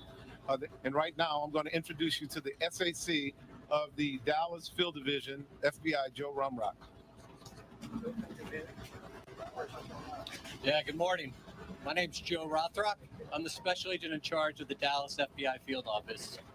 I want to first start by thanking our partners in local law enforcement, specifically the Dallas Police Department, for their quick and timely response. I can confirm at this time that the FBI is investigating this incident as an act of targeted violence. It is unfortunately just the most recent example we've seen of targeted violence, to include here in North Texas, where back on July 4th, we saw a coordinated attack carried out against an immigration detention center in Alvarado, Texas. What I can also share with you is that early evidence that we've seen from rounds that were found near the suspected shooter contain messages that are anti-ICE in nature. Again, this is just the most recent example of this type of attack. This will be a whole of government response. There will be no resource not utilized to bring all those individuals who are responsible to bring them to justice and to hold them accountable. While we're not releasing identities of any victims at this time, what I can confirm for you is no members of law enforcement were hurt during this attack. If any member of the public has information that would help the FBI's investigation, I would ask that you please report that to 1-800-CALL-FBI.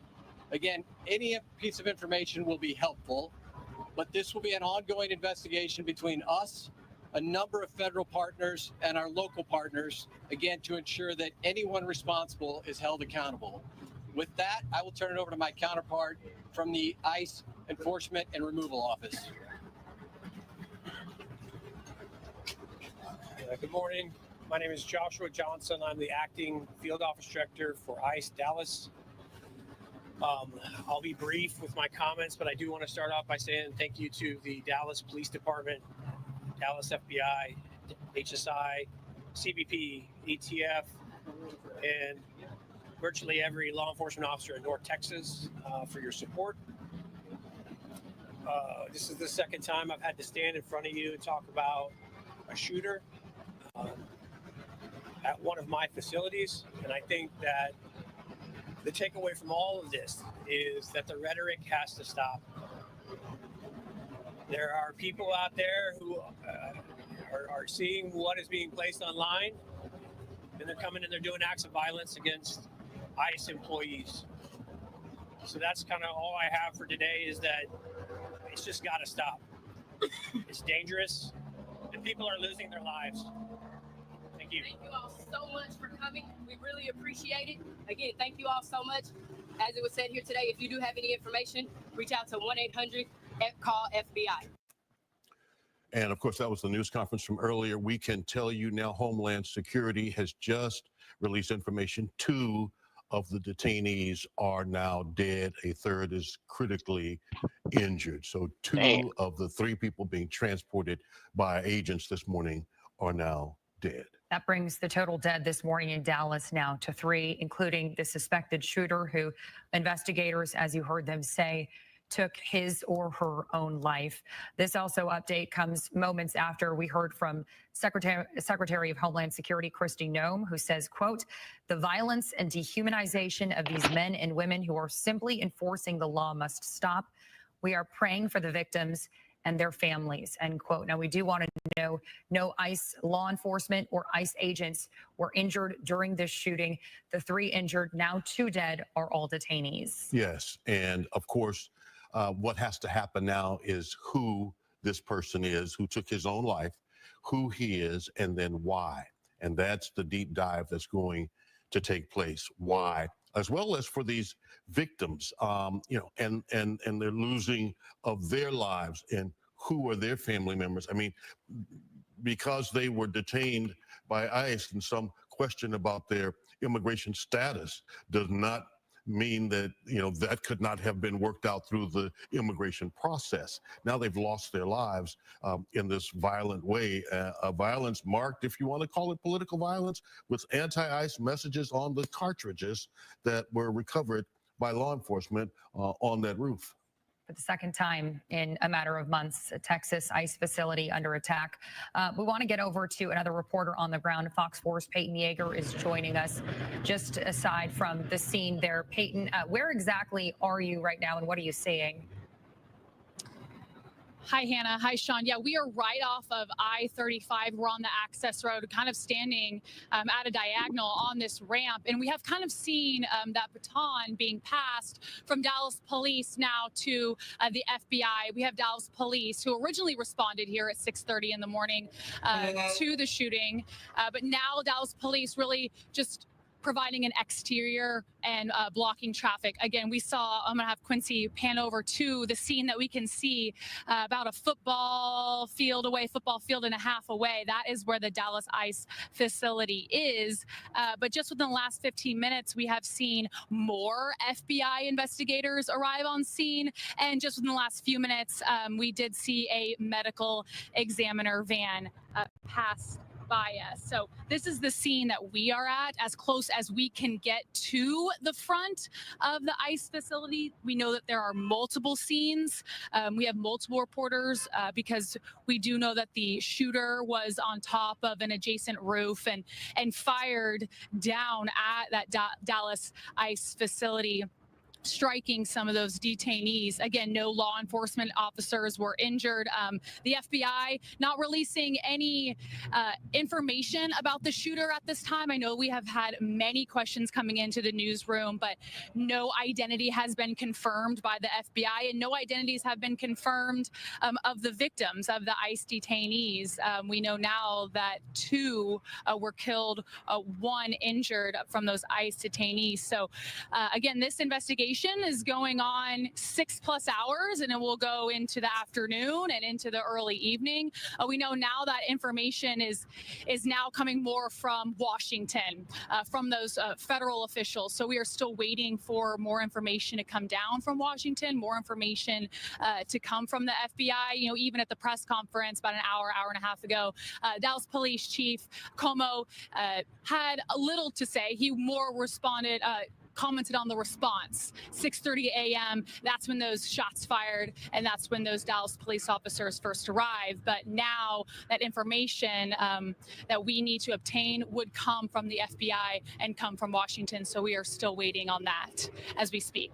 Sean and Hannah, back to you guys in the studio. All right, Peyton, thank you. I want to get back over to Lori Brown, who has an interesting vantage point. As investigators said, this shooting took place from a rooftop of an adjacent building. So Lori Brown joins us from the scene that's still taped off at this hour from that building. Looks like there's a police officer, a police vehicle right next to you. What have you seen, investigators? Where are they focusing on any area in particular, or are you hearing anything from anyone on the scene?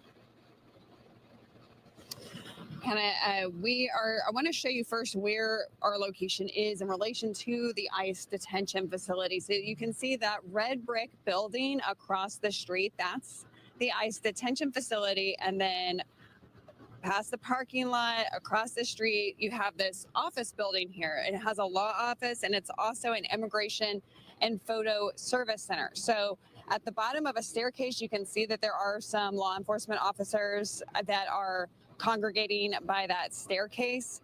The staircase seems to be that location where the shooter was able to access this rooftop here.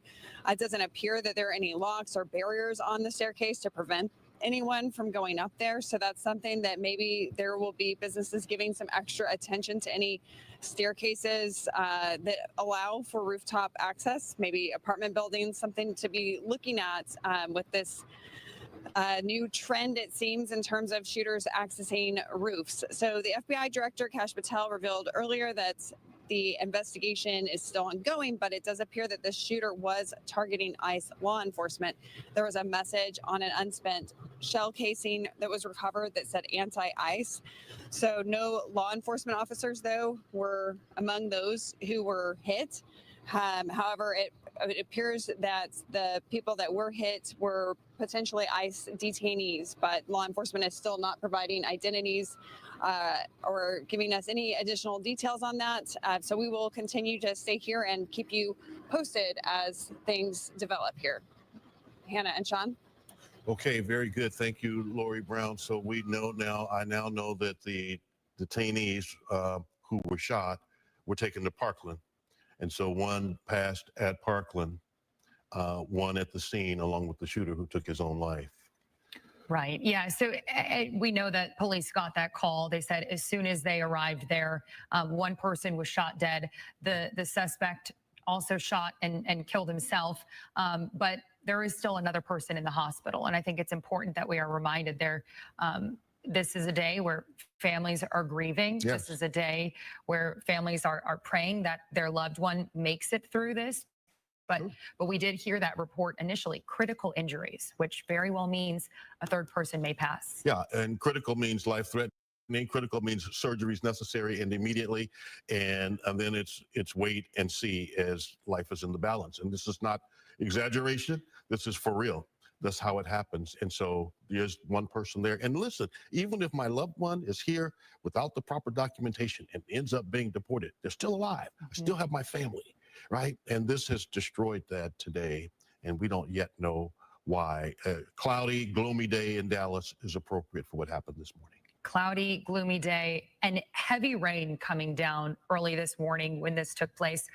We want to get back over to meteorologist Kylie Capps, who has an update on the forecast and the timing for what's going to look like the rest of the day. Yeah, I mean, Hannah, thankfully, through the rest of your Wednesday afternoon, showers and storms continue to push off into far east Texas. So as far as any sort of outdoor investigative matters are concerned, at least we will be in the clear as far as showers and thunderstorms are concerned. Now, I have our satellite and radar on loop over the last 6 hours to show you just how quickly showers and storms spread in from the west. They approached western parts of the Metroplex between 7 and 8 o'clock this morning, right around the time that breaking news was evolving. And once again, creating fairly hectic drives too, with those the pockets of very heavy rain that were creating some ponding on the roadways as well. Now, since then, though, like we said, showers and storms continuing to push on into East Texas. Eventually, we'll see some breaks in the cloud cover as well. And this is all thanks to a front that dropped in and a disturbance following in the wake of that front.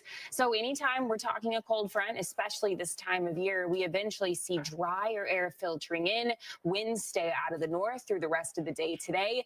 That once again reinforces drier air at the surface and allowing those clouds to eventually clear out. So here's a closer look at radar. You can see what's left of that shower and thunderstorm activity heading on into East Texas. There are a few lingering showers across eastern Van Zandt County, eastern Henderson, and far northeast Anderson counties, but that's basically it as far as our shower chances go. Now, as far as those rainfall totals are concerned, I have this populating over the last 24 hours. If you crave nature but still shop online, Night and Day Herbals is your dream come true. Discover premium herbal soaps, shampoos, and CBD products. All organic, all for you. Shop now at nightandayherbals.com.